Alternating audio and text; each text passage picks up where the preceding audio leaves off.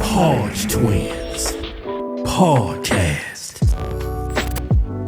It's gonna be a damn good show.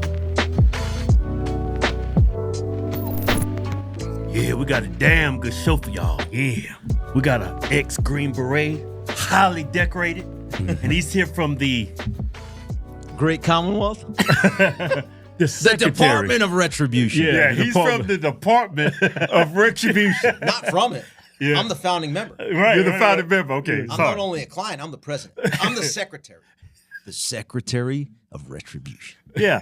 Now, you came here about a year ago. We were all excited about Trump possibly getting reelected. Yeah. And he's been reelected. Yeah, that was good. Yeah. What do you think of his performance so far? Ooh, we're just going to go right into it, huh? Yeah. Let's go right into it. Well, let's be critical about it, right? Let's be fair. Let's start off how things let's talk about the last 10, 11 months now. Yeah. So January 20th, we saw what? Day one pardons for almost all of the January 6ers. I give that about a B+, A-.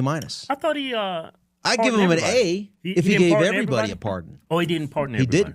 did. 8 Oath Keepers, all nonviolent. All of them were nonviolent. 4 Proud Boys, nonviolent, except for one. You could technically kind of say that, if you're like a run-of-the-mill, weak, coward, cuck Republican, then you could say, yeah, he was kind of violent, meaning he picked up a riot shield and dropped it off later. That's what they call violence. Right. That's according to Dominic Pizzola's testimony. But the U.S. Capitol Police officer, who was probably in on the Fedsurrection, the entrapment, he testified and said that, Dominic Pizzola pushed me and pulled the riot shield from me. That's not violence. You want to see what violence is? Let's go, baby. Going upside somebody's What I'm getting head. at is not everybody was pardoned. They were commuted. So they're out of prison, Okay, I understand you. but they're still felons, meaning if you're a veteran like Stuart Rhodes or Joe Biggs, you heard of Joe Biggs? Yeah, yeah. So you lose your benefits. He doesn't have his benefits. Like, he's still struggling. It's hard for him to recover, to be able to get his feet back underneath him as an American citizen and as a veteran, right? And to me, it's disgusting. You're just leaving him out to hang and dry. Yeah. Meanwhile, the whole goal was to pardon one. President Trump wanted to pardon everybody. Somebody told him, and to include J.D. Vance, said we should only pardon the nonviolent ones. Well, if you use that same standard, J.D., all 8 Oath Keepers weren't even accused of a violent crime, let alone convicted. They were just convicted of the bullshit seditious conspiracy in order to support the Nancy Pelosi narrative that it was an insurrection, which it wasn't. They needed to go after their political targets, namely the Oath Keepers and the Proud Boys. Same thing with the Proud Boys. I mean, if you're gonna pardon 200, basically there's over 200 that were actually pardoned that were charged and convicted of violence, that were pardoned. But yet these guys, because they're Proud Boys and Oath Keepers, just because they have the name Proud Boys and Oath Keepers, they're not getting pardoned. It makes no sense. So I guess if I was talking to Trump, I'd say, hey, you got to think back at who was telling you not to pardon these guys. And they may have given you a political reason for that. Yeah. That political reason is absolutely fucking unacceptable. Right, because he's in office. You can't blow back on him. You think that door is still open when he leaves office, he's going to end up pardoning these people? Or? It'd be nice for him to pardon them, but more importantly, there's 2 people that are sitting in prison rotting right now that they shouldn't be in prison. You heard of Tina Peters? Yes. Her situation? He just posted something about her on Truth Social. Yeah. Yeah, so he can post all he wants. I mean, what is he, an influencer? Like you and me or something? Like, you're influencers. I'm just a shit. I mean, I just talk shit all day. Can he pardon her? Well, he can, but the thing is, people are going to say, oh, you can't pardon state crimes. Right, that's what I So here's some discussion. You heard of Amuse, the account Amuse, M-U-S-E? He came out with an article last week, and he talked about his theory of the case. I don't necessarily agree with it, but I think it would help.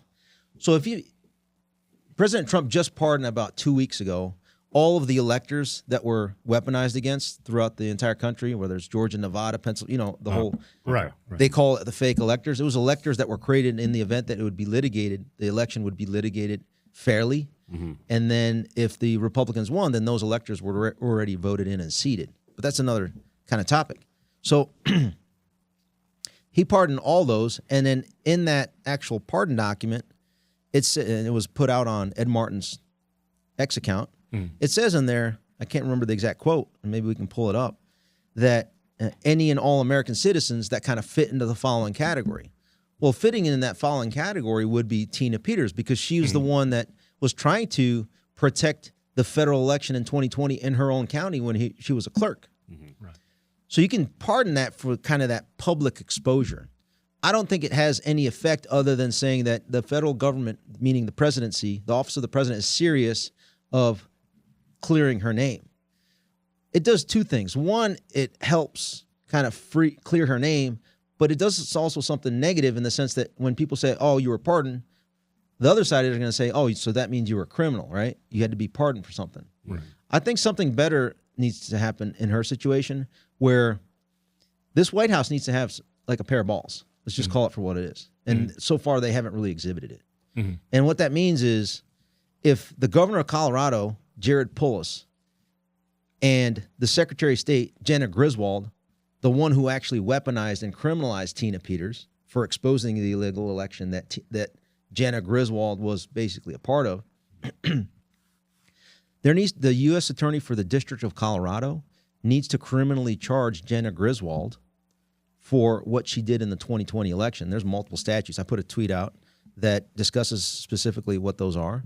And then once that's done, literally today, later today, Tina Peters can then be designated as a federal witness in that criminal acts by Jenna Griswold.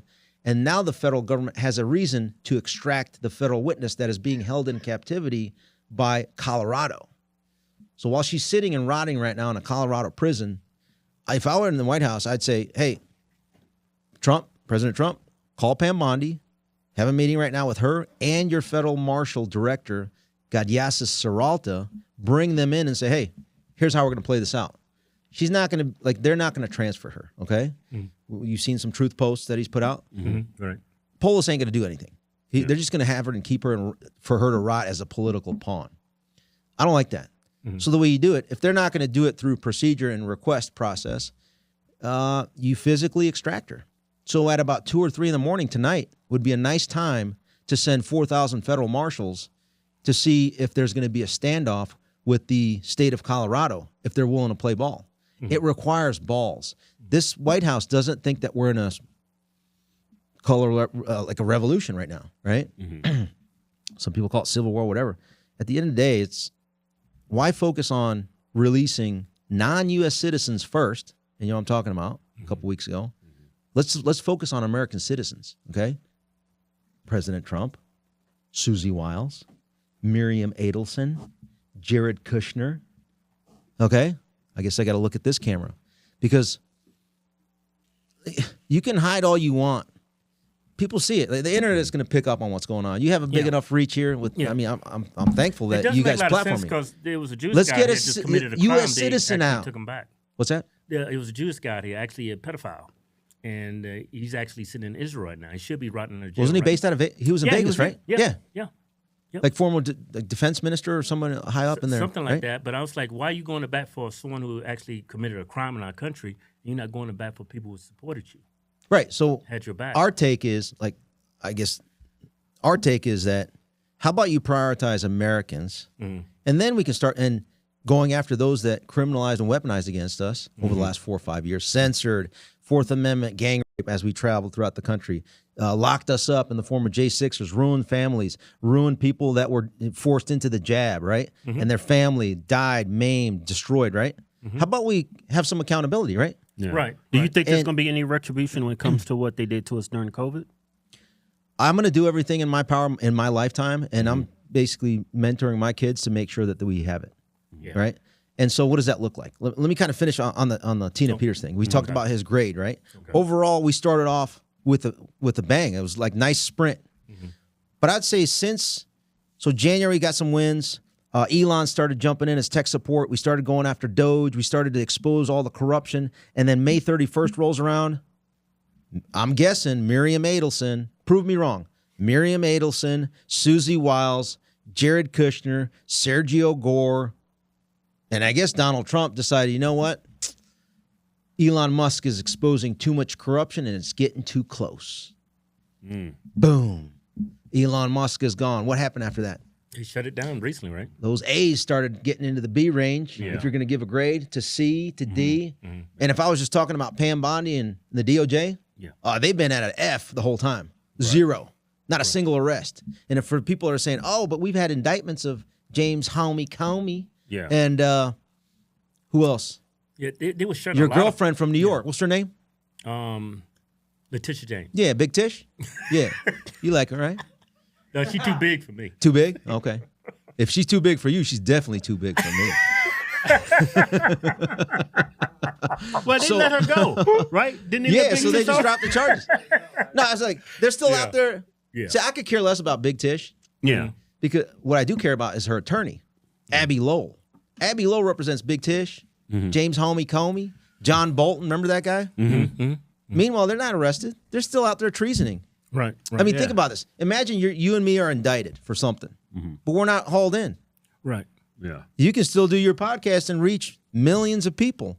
And in fact, when you're not doing your podcast, you can go ahead and pick up your phone and your Rolodex and be like, who am I going to coordinate the next coup with? Meaning James Comey, John Brennan. Right. They're out there still treasoning, trying to undermine Pete Hegseth right now, the Secretary of Defense. Right. Donald Trump, everybody. Well, So- for a moment, there was something about arresting Obama, and I knew that was just political theater. What's what? It was about they said they was going to file charges against Barack Obama. Yeah. It could have been treason for looking. I could care less about charges. And I'm almost to the point where so we talked about Elon getting out, and we started it got worse. And then next thing you know, Charlie Kirk gets murked right. Yeah. in front of the whole world to see. Right. What happens after that? I mean, I'm almost of the opinion at this point that the time for arrests was that was so September 10th ago. Right. Yeah. They're killing us. They're I mean, for what? How many years now? Yeah. They're conducting treason. They're taking our First Amendment. They're violating our Fourth Amendment, our due process. There's no speedy trial on the bullshit trials for the J6ers. They're ruining people's lives. They're murdering Ashley Babbitt. They're murdering Roseanne Boylan. They're murdering Charlie Kirk. They're attempting to assassinate Trump a few times. Hey, matter of fact, we got the third assassin over here. You want to bring him in? Yeah. What was that all about? Yeah. I remember that. Actually, remember the I third remember assassin? his picture, and then I come out and Oh I see my this God. guy's like, How I've is he seen in this the- guy before. Why is he here? Yeah, why is he here? He tried to Oh kill. my God. He tried to kill Trump. This guy tried to. No. Hold up. What happened? I don't know what the hell happened. I'll tell you kind of like a little prelude. Okay. Can you hear me? He had that same smirk on his face. So the escalation, right? They went after us. They violated our individual rights. They censored us. They went after our Fourth Amendment. Couldn't travel. Fifth Amendment, due process. We talked about going after the J6ers, and then they started assassinating, right? And then you got people throughout the country falsely accusing folks of attempted assassinations, right? Right. So remember the third assassin attempt that they claimed was a third assassin attempt? Yeah, it on was Donald swept Trump under the rug. at Yeah, the yeah. Coachella rally. Yeah, It was yeah. all bullshit. It was completely all bullshit. So the sheriff out in California named Chad Scumbag Bianco. You heard of him? No. Yeah. It's good that you didn't. He's the guy So running Chad, for governor. hold on. Chad Scumbag Bianco falsely accuses a friend of mine, Vem Miller, of being the third assassin of Donald Trump. Yeah, don't So look he like he heard said a he fly. tells the feds that. So if he's lying, that's a Section 1001 violation, similar to what they're charging James Comey with Yeah, he's for lying running. to Congress. He's running for governor. You said. So he's running for governor in California. Take it away. So this Yeah. is the guy that was accused So of being a third assassin. Yeah, I seen his face plastered online. yeah. So I mean, I've been trying to help the Patriot movement since 2018. I make content, I make documentaries. I'm from the TV world. Was a music video director for a real long time. Did videos for like DMX, Master P, John Mayer back in the early 2000s. And then once all this crazy stuff started happening, I started, approaching people like Ivan to help them out to expose what's going on. So part of the exposing aspect is we've done the Bundy Rand standoff expose, Bundy versus Deep State. We've done the California ballot fraud investigation. We actually found that they were using 100-something semi-trailers, 150 semi-trailers to transport illegal ballots. So while I'm doing all this stuff in the thick of it, I go to this California Coachella rally. Like 3 days before, I'm actually chasing semi-trailers with fake ballots, right? I found out about the Coachella rally because I'm a Trump caucus captain. I've actually worked with the Trump campaign, precinct captain. I say, hey, Jesse Law, who used to be the Clark County chairman here, could you get me a couple of tickets to go to this rally? I go to the rally. I happen to have a couple of firearms because 3 days before, I'm in this like one-horse town in California where there's a truck stop where these trucks that are transporting ballots are congregating, right? So I had my firearms in the back of my SUV. I drive to the parking lot of the rally. This is like 1.2 miles away from the rally. And I tell them, hey, I'm from Nevada. I'm out here doing some work. I'm with the Republican Party. Basically give my credentials because if you look me up and you just Google Vem Miller, you'll find that I'm a patriot. I've done tons of work, 1,000+ episodes of content, documentaries to really expose a lot of the stuff that Ivan, Mindy Robinson, and the folks that I'm in line with are working on. I tell these guys I got a couple of firearms. Next thing I know, I even offered for them to hang on to the firearms, and luckily I recorded all this stuff because I was having an interaction with police and having grown up in LA in the Rodney King days and the cops being what they are there. Pre-Rampart scandal, I know what cops could be like. So just to be safe, I have a little handheld recorder. I record this whole thing. Next thing I know, they're pulling me out of my car. They're arresting me. I wake up the next morning after I get out of jail. They threw me in jail for having these firearms. Next morning, Chad Bianco is announcing to the world that he caught the third Trump assassin. And not only does it say that he caught the third Trump assassin, he says that I made verbal statements when I arrived to the rally that I'm here to kill President fill in the blank. And this thing went super viral because he told this to the Epoch Times. And basically 48 hours of insane, I'm like on international news, something like 300 networks. I have to go on hiding. A lot of, could I cuss, like fuckery going on, and this lasted for months. It's actually it's ongoing here. And for about 13 months later, there's still repercussions from this guy's false accusations, because this thing was the biggest news. Like you Google my name, there's 40 pages of, is this guy a Trump assassin? He got falsely accused. You hear every version of the story looking at this, the articles that were out there. So that's a basic story. Now, Chad Bianco did this because that was his unofficial run for California governor. He's one of the leading candidates right now in the California governor's race. Incidentally, Fox News and all of them, they're covering up the story that he was a complete false accuser, not to mention a lot of other stuff, like he knelt for BLM. He's a Democrat, right? He's a Republican, but he's a Johnny-come-lately MAGA Republican. Let me interject. You don't sound like a Republican. So he knelt for remember last time we talked about Biden laptops matter? That's my BLM. Right, yeah. But he actually knelt to BLM that were basically saying, "Oh, you got to kneel, take a knee, and basically suck us off." He can't be right? Republican. Yeah, so that's a Republican in California, running for governor, falsely accusing patriots in order to boost his name ID. Wow. He's using that as a mechanism to boost his name ID to run for governor. Right. While he's totally shitting on a patriot. Right. Do you have a case? I'm going to lose a fucking gasket if I keep talking about it. I'm suing Bianco and Riverside County for $100 million. It's not really about the money, to be honest with you. If I cared about money, I would have stayed in Hollywood. I would have sold my soul there. And, no, man, get paid, get your money, get your money right. What's important is to hold this guy accountable. You know what I mean? Right. The crazy thing I've noticed is, there's this thing right now in American culture where I don't think we sympathize with other people's suffering, which is crazy. And this goes for what happened with the J6 folks.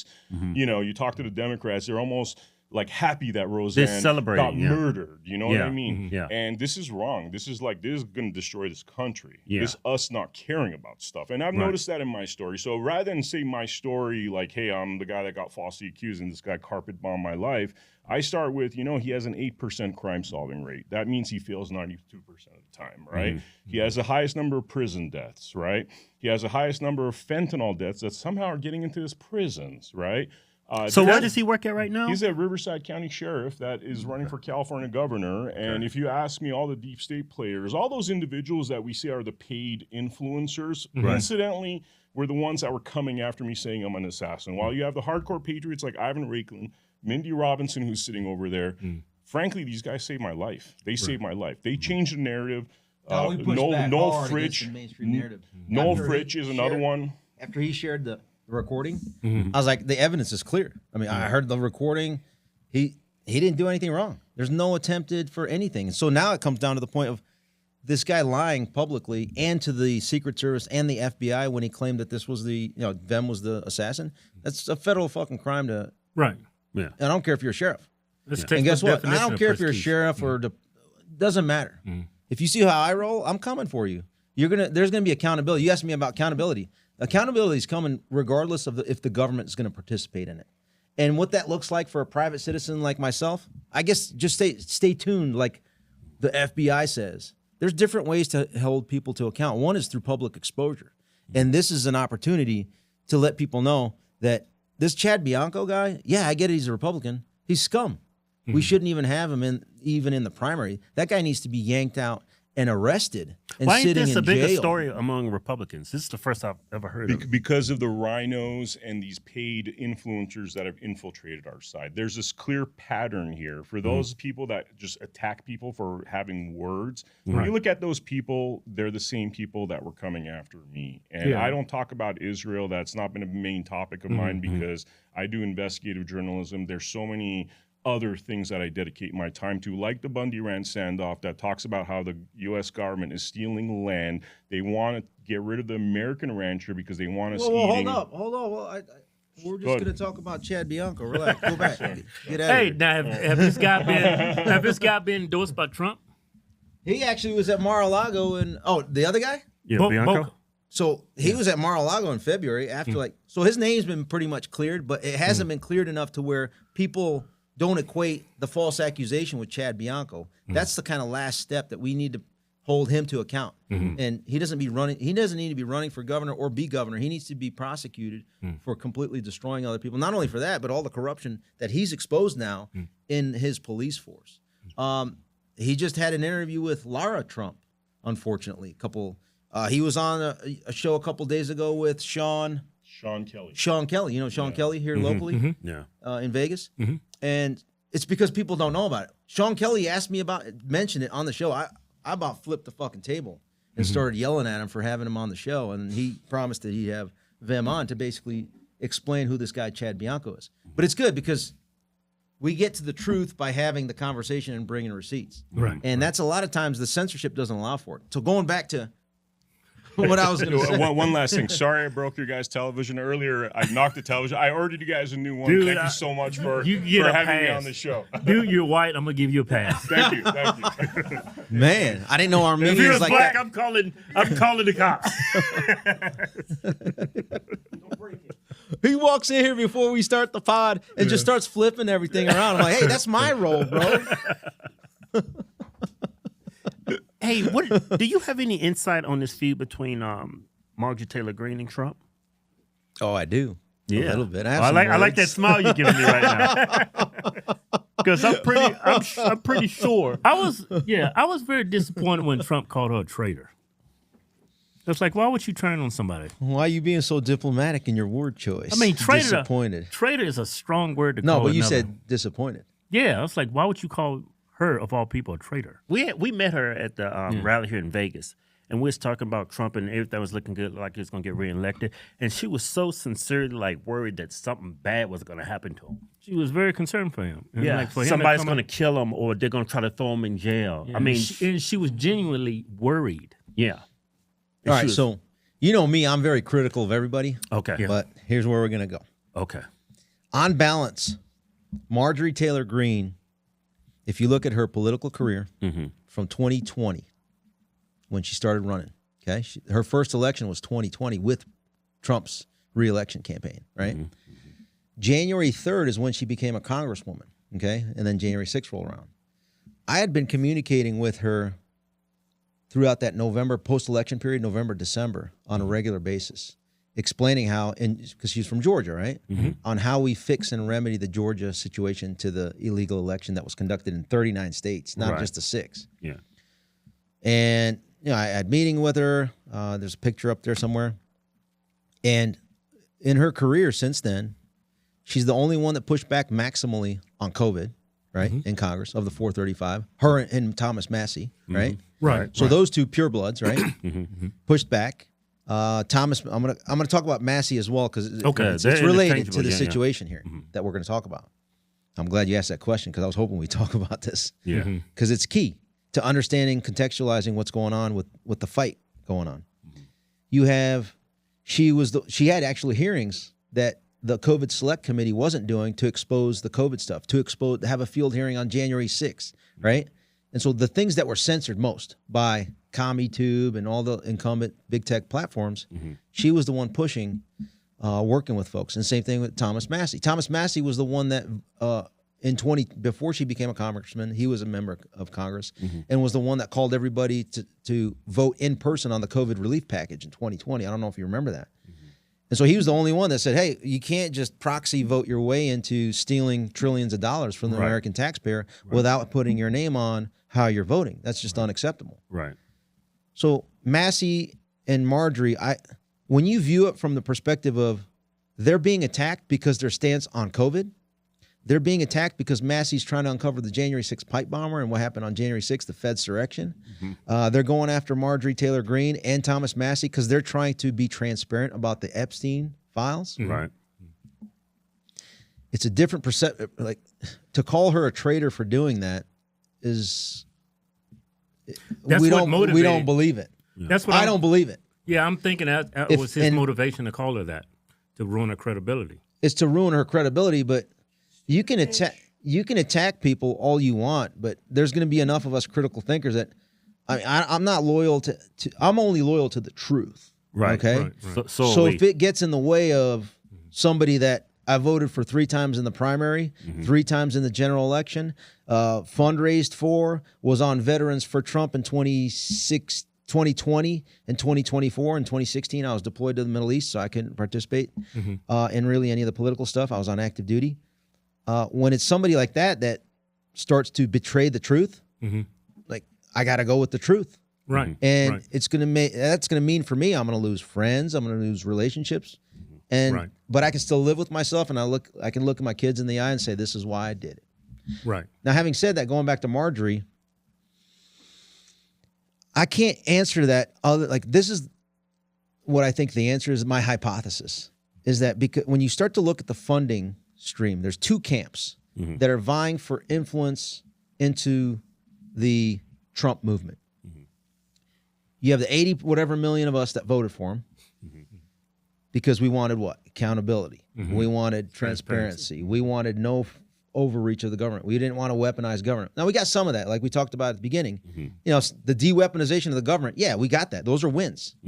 But they're still out there waiting to weaponize against us yet again once they take power. We can't have that. So since September, when Charlie Kirk got murked for everyone to see, I started digging, researching more since the last time I was on here. And it's almost as though the donor class, the big dollar donor class, since September 10th, has been driving the entire policy narrative of this administration. And this administration is completely ignoring what everyone else voted for this administration to do. Right. Right? Like it went from whatever you want to call it, 20/80 or 50/50. Now it's like 100/0. Yeah. The 100/0 being, hey, how about we do this with Israel? How about we do this with the Ukraine stuff? How about it's all foreign policy focused because it's so easy to launder money, as we've seen through the Doge findings, right, through USAID and other mechanisms through the military-industrial complex, to take American taxpayers' money, vote so that it goes to Ukraine, to Israel, you name the country, so that it's stolen by those leaders and their cronies, and then the kickbacks come back into the PACs that fund the political establishment, both left and right. Right. Okay. Right. And so then it begs the question, like, okay, you know me, I look at the deep state down to the individual. So then let's go into the individual level and say, all right, who are the fundraising organizations of Trump world? Who runs them? A name comes up. 2 names come up. Susie Wiles, heard of her? Yeah. Chris LaCivita, heard of him? Well, they're the ones that run the funding mechanism for the political operation, right? They run and manage the money, but then you look one layer underneath that and you ask yourself, who's actually funding? Who's giving the money to these organizations? And who comes up as the top figure, last name, local figure here in Las Vegas? that has more loyalty to Israel than America, according to Donald Trump himself during a speech that he gave last He's month? good friends with Cash, right? He's good friends with Middleton? Adelson. Adelson. Miriam It's some kind of son. What is it? Adelson? Adelson. Miriam It's a Adelson. female. Yeah. Yeah, so she's worth How much? maybe- 200 she gave She's to worth Trump? like $30 billion. And she Because gave her Trump- husband died. She was a big business guy here. She gave Trump $250 million? Yeah, it's a little bit of money, isn't it? Yeah, it's quite a Does that help you? I mean, if I give you $250 million and I say, hey, I could get elected. no, how about I do this? Just Yeah. I'm gonna say this hypothetically, right? Yeah. To keep things clear here. Yeah. Let's just say hypothetically, I was like, hey, Donald, here's 250.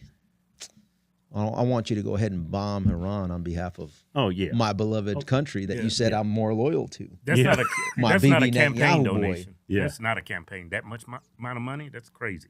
Yeah. That helps elect him. So then what does he say? Well, so from his perspective, let's just imagine you're Donald Trump.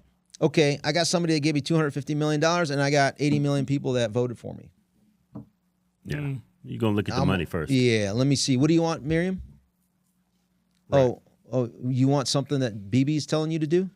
Keep in mind that Miriam Adelson funds a lot politically in Israel as well.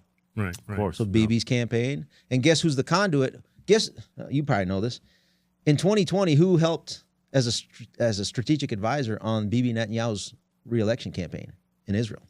I have no idea. Susie Wiles. Did you know that? Wow. I didn't know that. Yeah. So as we're talking, if you can edit that in, that's going to be powerful for people to be like, whoa. Right. Yeah, Trump calls That's deep. Judy. Is that the same one Trump calls his bulldog?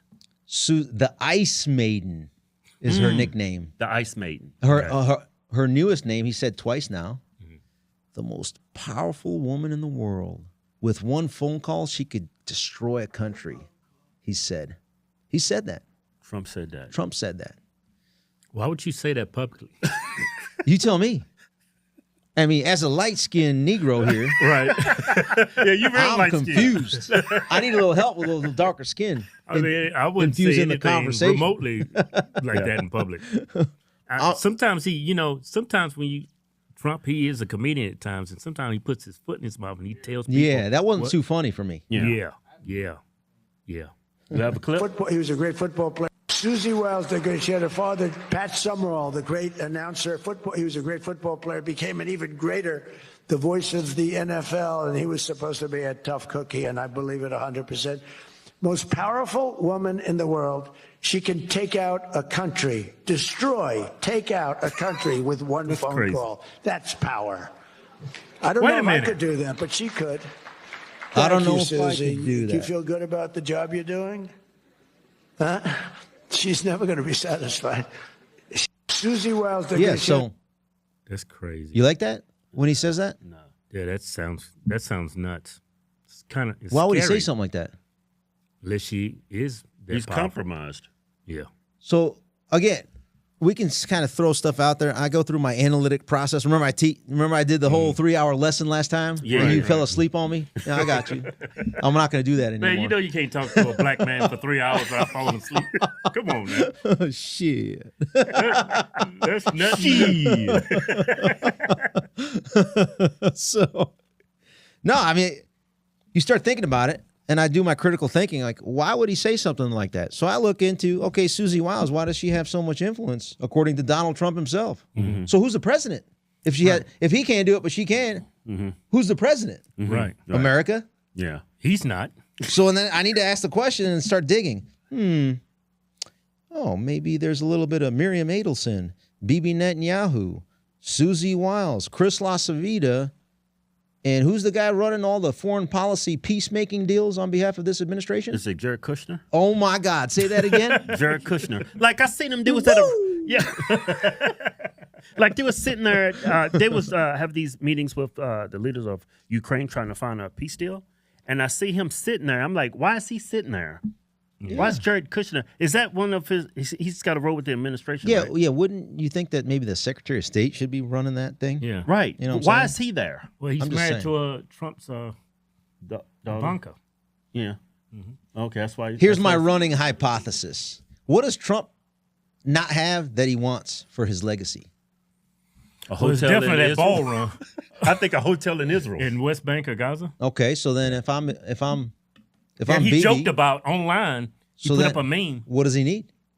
He wanted a hotel in Gaza. What does he need to do in order for that to happen? He's got to commit ethnic cleansing in West Bank and Gaza. I don't know about that, but you got to start thinking about these things. I mean, I'm not agreeing or disagreeing with you, but you got to ask the question of a lot of things are transactional, right? The art of the deal, if you will.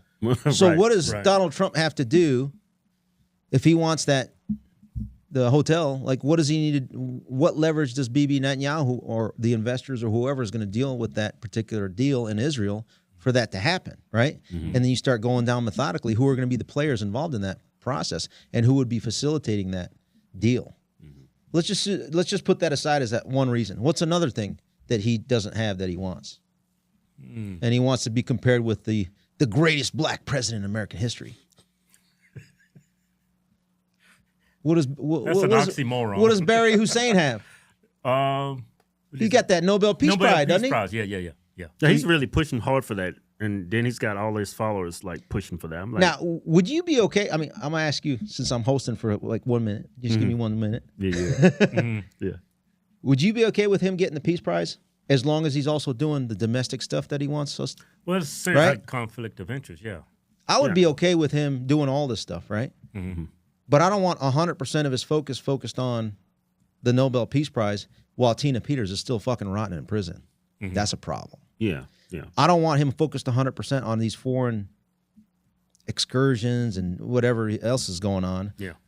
While no attention to releasing a guy by the name of Shane Lamond, who was a D.C. Metropolitan Police Department officer, head of intel on January 6th, and head of intel on MPD since 2017, that can give you everything about Antifa in D.C., that can give you everything related to the involvement of D.C. in support of Nancy Pelosi's Fedsurrection. Guess what? He's sitting rotting in jail right now because Enrique Tarrio and the Proud Boys put him down on a list as being a potential witness in their trial. As soon as that was published as a potential witness, the Democrats arrested him and after the election convicted and sentenced this guy, Shane Lamont. What did you convict Rotting him in of? jail. Obstruction of Democrat narrative. That's it. What are they going to do? Well, Trump is complicit. whatever. He's not doing anything about it. Like ignoring, I mean, it's simple shit. It's a stroke of a pen. Right. Pardon these guys, because then this guy Shane Lamont can then go ahead and share everything he has. Not only publicly, he can come on this show and explain everything, whatever he can publicly. But more importantly, he can be under oath and testify before this new subcommittee, the J6 subcommittee by Barry Loudermilk, right? And then expose the truth there. But no, this White House is completely 100% blinded by what we're all demanding. Why not have your cake and eat it? Go big and go home, Donald. Do all of that pay-for-play scheme stuff. Great. Do the same thing that the Biden family did.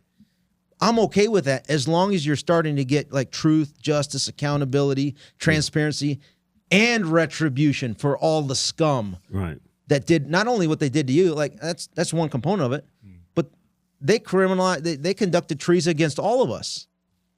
Right. The Alvin Braggs, the Fannie Willises, the Letitia James, the Jackass Smiths, excuse me. You know that I was a target of 4 of his subpoenas? Jackass Smith? Really? Yeah. The 197 subpoenas, I was a target of 4 of them. So he wanted to contact, get this is where there's overlap and fucking muddiness. We have 4 of his subpoenas was to go after Trump's fundraising committees. Save America PAC, Donald Trump, jail Trump for president, whatever. And they were asking Susie Wiles and Chris LaCivita if they had any communications with, and the list of names were Proud Boys, Oath Keepers, and me. I'm not affiliated with any of them. Right. I just exposed the deep state by name, date, place, and transgression. So Jackass Smith felt it like he needed to see if they're communicating with him. And the reason being is they wanted to take what the January 6th committee was doing and couldn't do because the Republicans took over the House. They sent that over to the DOJ for their further weaponization. And they wanted to link Donald Trump to the insurrection so that they could cover the Fedsurrection up. And I happened to be in that because, well, they just wanted to target me. But guess what? I'm fucking undefeated. No joke. Right. Andrew Tate, did he go to jail? Yeah, he did. For a little bit, yeah. He's not undefeated. Donald Trump, did his attorney, Todd Blanche, defend him from any of his convictions? Yeah. No. He lost every single fucking one of them. And he's the deputy attorney general. Lost every single fucking charge that he defended Trump on in New York. Now you could say like, oh, he's going to get convicted anyway. Yeah, but he's winless. I'm undefeated. I didn't even get fucking charged with anything. Right. So, and again, I remain humble. I remain humble. So, What do you think about the I want the I think we hit that pretty hard, right? yeah. I want to get your take on what's going on with Hicksef and blowing those fishermen up.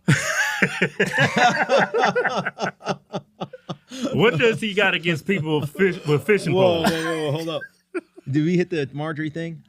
Look, No, look, I got to bit. finish on that one real quick. Okay. Yeah, Okay. Then we'll go to fishing boats. Okay. So think about it this way. This is going to be pretty heavy. So if somebody's shitting on you, like Donald Trump's shitting on Marjorie Taylor Greene and Thomas Massey, Right. and the way I look at it, he's going after those that were basically pushing back against COVID. Meanwhile, he endorses Democrat COVID criminal Andrew Cuomo in New York. Makes no fucking sense. It doesn't make any sense. And then what does he do next? He brings in Albert Bourla, the CEO of Pfizer, into the White House and basically gives him a nuggie, like smooches him, right? Yeah. I mean, that's disgusting. That's a betrayal to me. Right. Because you're in the same boat as I am on the COVID nonsense. The That was all vaccine bullshit. was bogus. Right. And so why are you betraying us, Donald? Like, listen to us. We're on your side. Can you at least stay on our side? I mean, seriously. That's kind of how it's at. And I feel like the attack, and there's other people that will disagree with me in our movement. They're like, oh, because Donald Trump said that Marjorie Taylor Greene is a traitor because there's other, like Laura Loomer wanted that, right? Oh, hell no. Not Laura Loomer. I don't agree with that. Right. I don't agree with Because- it. I don't like zealots in anything, whether you're a Republican zealot or a Democrat. Like if I hate I'm you. wrong, I want you to come hard at me. Exactly. telling me how Iron fucking wrong I am. Sharpens iron. That's why I look at it. Full stop. Exactly. That's 100%. I love that.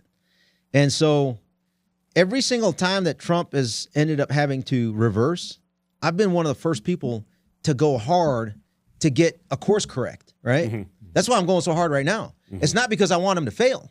We're fucked if he fails. Let's be honest. Yeah. I mean, maybe not you guys because you got black privilege, but for me, I'm fucked. Yeah. But I'm a big boy. I can take care of myself. You're too. undefeated. I'm still You're undefeated. back-to-back champs. Wait, did I lose audio again? Yeah, Yes. you can. I can still hear you. It's just Okay. so Okay. short. You know. So, yeah, Deep State's messing with my mic. Do you think she's got political aspirations for the future? She might, but I mean, he basically drove her out with all the threats, Yeah, right? yeah. Is what I see it as. Well, he did it to the governor in and same thing with Georgia. Massey. Yeah. So Chris LaCivita, check this out. It's the Miriam Adelson money sent over to Chris LaCivita that's trying to primary good old Thomas Massey. Yeah. I posted it up on my, I think on my X, and I was at the press conference when they were doing the whole Epstein Files with the victims. And so as the press conference finishes, Massey comes up and I was like, hey, Congressman Massey, why do you think Chris LaCivita is trying to block you from releasing the Epstein Files? And he looks over at me like, yeah, you know exactly what you're asking. You know the answer. And he kept moving. Yeah. Do you think the MAGA movement's been hijacked? America First movement been hijacked? By whom? Israel and money.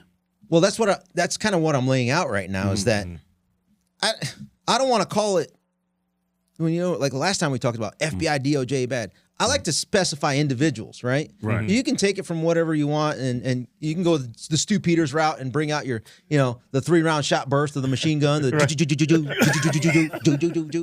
Okay. Right. That's his thing. Yeah. And I've been on a show. I mean, I get along with him, so he's gonna get mad at me for saying this, but whatever. He's a man. He's a grown man. I'm a grown man. We'll deal with it. Right. But that's his thing, right? Like, I want more free speech. I want to be inundated with free speech. I don't want to stop anybody from speaking. But what I'm getting at with that question is, I talked about, and you mentioned it, Jared Kushner. Like, what's the common thread here? Jared Kushner, Bibi Netanyahu, Susie Wiles, Miriam Adelson. They're not all Jews. I don't think Susie Wiles is. But when you start to look at the connections and the finance, like Chris LaCivita, I don't think he's Jewish. Right. But when you start to connect like the financial relationships and and the decision-making process, absent a defense by them with the reasoning behind it, you can come to the conclusion that it's all about the money, right? It's always all about the money, pretty much. Yeah. And so why are you attacking Thomas Massey? Because he's exposing some of the things that kind of get too close. If Jared Kushner was the one behind, not if, Jared Kushner and Mike Pence and Anthony Fauci and Deborah Birx were running the COVID White House task force as they decided on allocating all of the COVID products, right? The ventilators that didn't work and killed people, the face toilets that called, the face masks, the medical nose rapes, the PCR tests, right? And then from there, the remdesivir protocols, right, that killed people.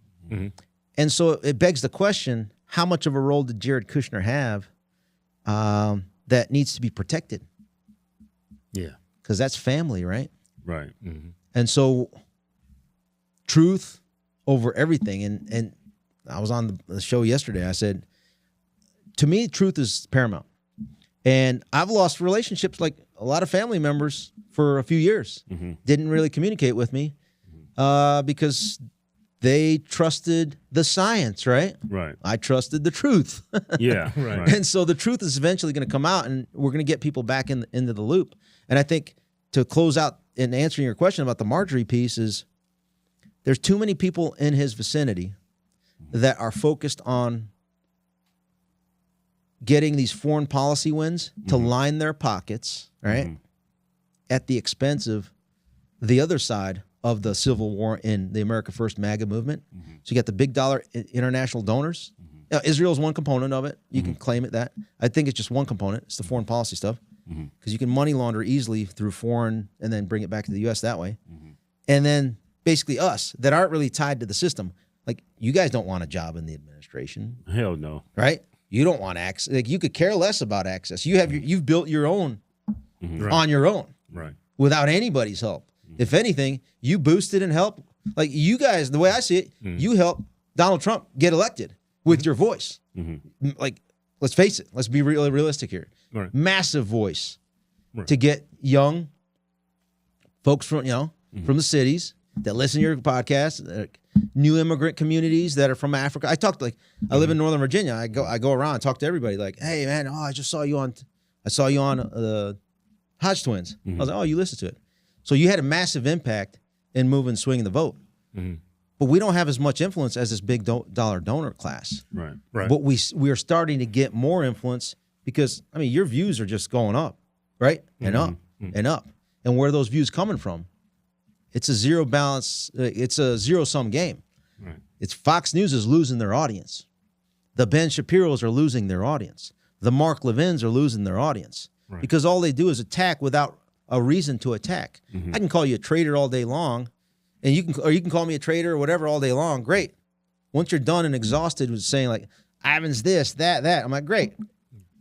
It's like, now explain to me why that is. Right. If you can't back it up based on like receipts of my actions of meeting that threshold of treason or whatever you want to call me, then you're just a low IQ retard. And right? they're paid for it too. Everybody that was attacking And we start to Thomas see all Massey that. and Marjorie, I was like, you're paid. Yeah. You were just praising this woman when she killed this man during the debate, and now all of a sudden you're against her because of her views on certain foreign countries. And Yeah. And I can see if it. you look at Track APAC, 0 yeah, for Marjorie. Massey, 0. And I'm not, everyone needs to be their own judge, but the receipts are there. Yeah. right. You can't just blindly say you're a traitor and then not give a reason for it. Yeah. Or just say, you're just fighting me. No, who wants to protect pedophiles, even if it's a hoax? Yeah. Trump saying it's a Democrat hoax. Well, just fucking release the information and then be done with it. Yeah. Right. Everybody in your administration Don Jr. was advocating for the release. Kash Patel was advocating for the release. Dan Bongino, no, there should be exposure. Right. And what I think is going on is They're getting too close, like you said.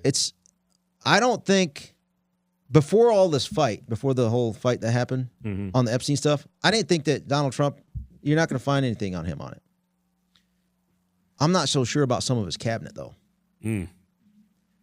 that were put in at the recommendation of Miriam Adelson and Susie Wiles by She had extension. ulterior motives when she was picking these people. So when you do that, right? Who's in that system and why were they placed, and do they have leverage over them for them to be controlled in a manner that is commensurate with the interests of Miriam Adelson, Bibi Netanyahu, right?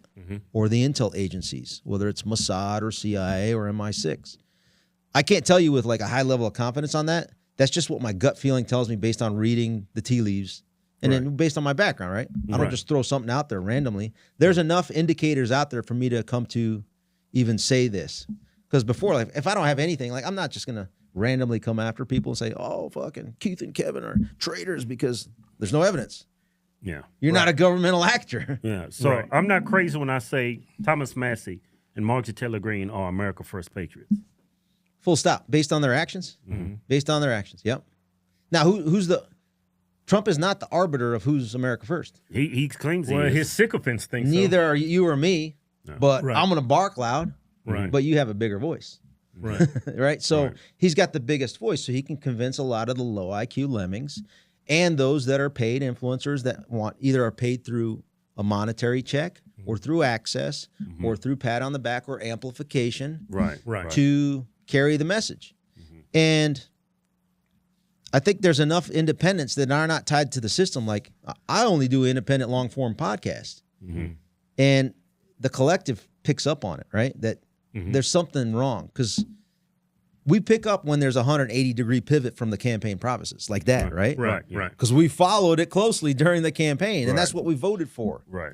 And so right now, when you're going after the very people that are totally MAGA, she campaigned with them all the time, you know. They labeled her crazy because of her support for him. The mainstream media called her Crazy Marjorie. And then they attack her.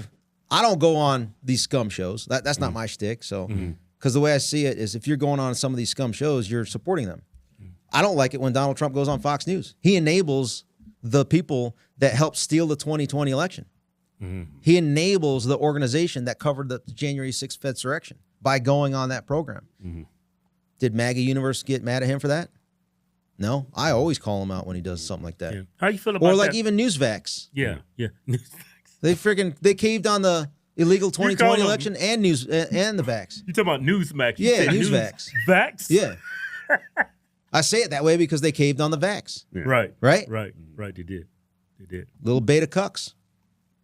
Newsvax. That's a good one. I mean, I see why you're undefeated. yeah. Smart man. Being on light skin and all. Hey, when Say it. You know you want to say something. Light skin what? light skinned Negro. Oh, come on. That's weak. You don't want me to call you a light skinned, do you? I mean, it's up to you. That's like the pinnacle of respect if you call me that. Right. It is. I know it. Because you with them real niggas, right? Yeah, there we go. Dick There we go. Fuentes, he a There real we- nigga. Yeah. You know me. I'm always big dicking over here. Hey, like you brought up that favor Trump did for the lady in Iran. That's what the first thing that popped in my head when he bombed Iran. I said, that's got to be a favor.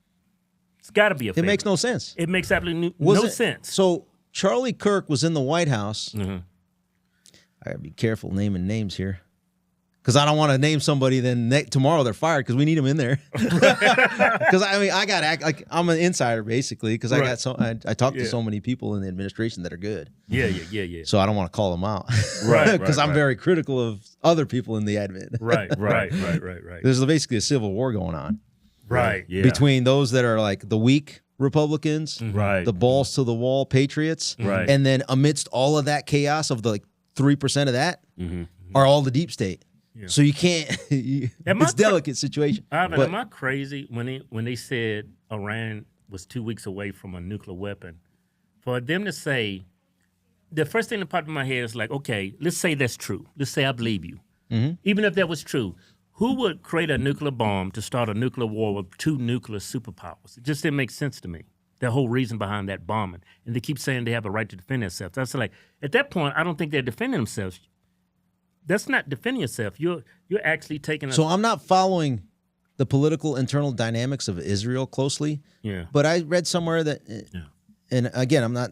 And some things I'm very knowledgeable on. This thing I just saw in passing that Bibi Netanyahu's having a political turmoil. Right. So the normal case is when you're a leader of a country and you're weak internally and you're trying to get and consolidate influence and power from losing grip, you always have to deflect and distract the population to something external to mobilize and unify the nation to you. So the best thing to do is, for Israelis, it's always the Iranians are the existential threat, right? And so I think that may have had a play into it, where you got to work with the U.S. in order to go after the existential threat so that he can maintain his political viability and maintain power. So it's Right? a maneuver, a political maneuver. I'd say it's political maneuver. And then, I mean, there's so much that I did a skit with Owen. You saw Owen Schroyer? Owen Where I Schroyer. did that skit? No, I haven't seen I it. haven't seen it, no. It was kind of like an SNL style skit where Owen Schroyer for about 5-10 minutes. I said, you cosplay as Donald Trump, and I'm going to cosplay as Bibi Netanyahu. And he did the little accent. He's pretty good at it with Donald Trump's accent. And I basically laid it out like, hey, Donald, you got to do the following things for me in order to get your little Nobel Peace Prize. And I just laid it out. You got to bomb Iran on behalf of me. Thank you. Okay, you did that. Next, what are some of the other 180-degree policy shifts that we saw that benefited Bibi? I know. You got to go ahead and write this memo asking for a pardon for me from the president. Remember that? That's going on right now. Yeah. Yeah, you go ahead and do that for me too. Thank you. I remember Trump. Again, I'm not like I'm okay with all that going on. I'm very forgiving, even though I may not sound that way. Yeah. If it's not treason, you're not on the top of my list yet, right? Right. So you do all that international pay for play, get your Nobel Peace Prize, Because both sides but do fuck, it. Yeah. let's get Tina Peters out. Right. And that requires courage. That means you got to fucking physically extract her. It means you have to order someone like Pam and got Diasis Serralta, the director of the marshals, to say, hey, you got 4,000 federal marshals, don't you? Why don't you call them in and tell them here's where Tina Peters is located and here's my order to do so. And they're going to say, oh, but that's too political. They're going to call me what do they call Donald Trump nowadays on the other side? Dictator. King. Oh, that means you're a dictator. Here's my response to that. For the politicos telling them that's too politically risky. My response to that is the very following day after you extract her, you pardon Shane Lamond. And then they're like, oh, you can't do that. That'll take care of that news cycle. And then the following day, you roll up John Brennan. You raid his house. So by then, everyone has already forgotten about Tina Peters. But she's free, and now she's working with, say, for example, the 2020 election czar for Trump that was nominated by him. By the way, an A-plus pick, Kurt Olson. She needs to work for him to expose all the evidence she's compiled over with the Colorado election to work on criminally going after the Secretary of State, Jana Griswold, right? After that, people are going to be up in arms. Oh, Donald Trump's a dictator. He just went after the biggest traitor in American history, John Brennan. The very next day, you go after James Homie Comey, right? And then they're going to be up in arms about that. Meanwhile, they already forgot about Brennan. They forgot. What Right? can you do? What assurances can you make? That's the clip. Is he doing the Trump impression? Yeah. Yeah, loop that in. I'm gonna have to think about that one actually, because it's gonna get a little bit challenging. I want Kushner. He gets all the access. Okay. Fair enough. Thanks for the All right. render. All right. Yeah. The time difference. No, it's late here. It's late here in Jerusalem. It's a little late. So I'm a little tired. Thanks for reminding me about that. Well, BB, you've destroyed my coalition. Okay, you destroyed my coalition, but I get it. Hey, you're the decider. You're the decision maker. I'm just offering you a Nobel Peace Prize, Donald. Well, we'll see if you can come through with that. I'm more interested in the land and you making sure my family is well taken care of. All right, man. that's what we really want. If you can get the Nobel We'll Prize, take care of Jared. if we can get He's the been Nobel good to us. Prize, we know what you're doing, BB. Okay, but we know you're not very popular either. Okay, so we got to be very. We're gonna keep an eye on your situation. I'll take care of the letter now. I'll try to get the IC off your back. I'll try to get the Knesset off your back. Probably not going to work. I'll probably not be able to do that, but I'll make the effort. That's what I'll do for you. Okay. I'll make And the I'll make the effort for the Nobel You Peace tell Prize. Adelson to keep the money coming in. You tell Adelson to keep the money coming in, but I know what AIPAC does. They don't care if I lose. They don't care who wins or loses the elections because they own both sides. But you got to watch out. I don't know if it's going to be so good there on the Democrat side, baby. So you better be real nice. You better be real nice, baby. Don't worry about it. Like you said, we have influence over both political parties in your country. Baby, Does that pretty much sum it up? Yeah. I mean, it's comical, but it's not. Yeah. I think most people realize that that's the truth. And if it's not, then they need to come out and reject it with receipts, right? Yeah, I think on the left, they totally denounce what Israel's doing on the left.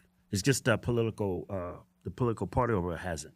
Their voters have. Now it's starting to pop up over here on the right. Well, I would say it's probably like 50-50. Like, I would say the boomers, they're all in for Israel, but there's a growing group of people on the right that's totally against that. And that's their only hold on power, I think, what they're doing in Israel. It comes down to priority. So do you want your politicians to be advocates for China and China's interest? Hell no. No. Well, that's what we had during the Biden criminal syndicate, right? Right. And then do you want that to switch out with another administration? So the last one was the Biden criminal syndicate, reign of terror, belligerent, illegitimate residency, right? Right. Because that was it was an illegal election, right? We all know it at this point. And then you replace that with a government that prioritizes another country's interests. So you went from China to Israel, basically, is what we're seeing. Yeah. And again, I'm okay with doing like foreign policy interactions, and you do you. Get your Nobel Peace Prize, right? But how about you spend like maybe 20-30% of your time on de-weaponizing? How do you de-weaponize long term? How about you get Mike Johnson to fucking grow a pair of balls instead of being no balls, no Johnson Johnson? How about you fucking get him to go ahead and implement the Doge cuts with with legislation? How about you legislate the nuking of the FBI like Kash Patel talked about? Instead, he's going to put them in a new headquarters at the Ronald Reagan building a couple blocks down the way because it's newer and better. No, we didn't fucking vote for that. Okay? How about we go ahead and J.D. Vance, if you're listening in. You want to get to the bottom of January 6th? It's simple. You're the president of the Senate, my man. You're not just the vice president. Why don't you go walk over there or take a ride over to the Senate and then look over and ask, hey, who's the Senate Sergeant at Arms? Isn't she Jennifer Hemingway? And isn't she the chair of the Capitol Police Board? Hey, Jenny, why don't you come over here and you go ahead and order the Capitol Police General Counsel to provide all of his work product documents and all the weaponization that he did and communications related to the Fedsurrection. And boom, release it. Right. Because when you release all that, guess what happens? You start to prove the entire setup. Right. And you do it legally, constitutionally, but I don't think some folks in the administration, like, they don't even know the power that they have. So hopefully somebody will clip this, send it over to JD, and if he wants the detailed discussion on it, like, DM me, call me. I fight tyranny as a hobby. I'm retired. Undefeated too. And I'm undefeated, so I have a pretty good track record. You might want to listen.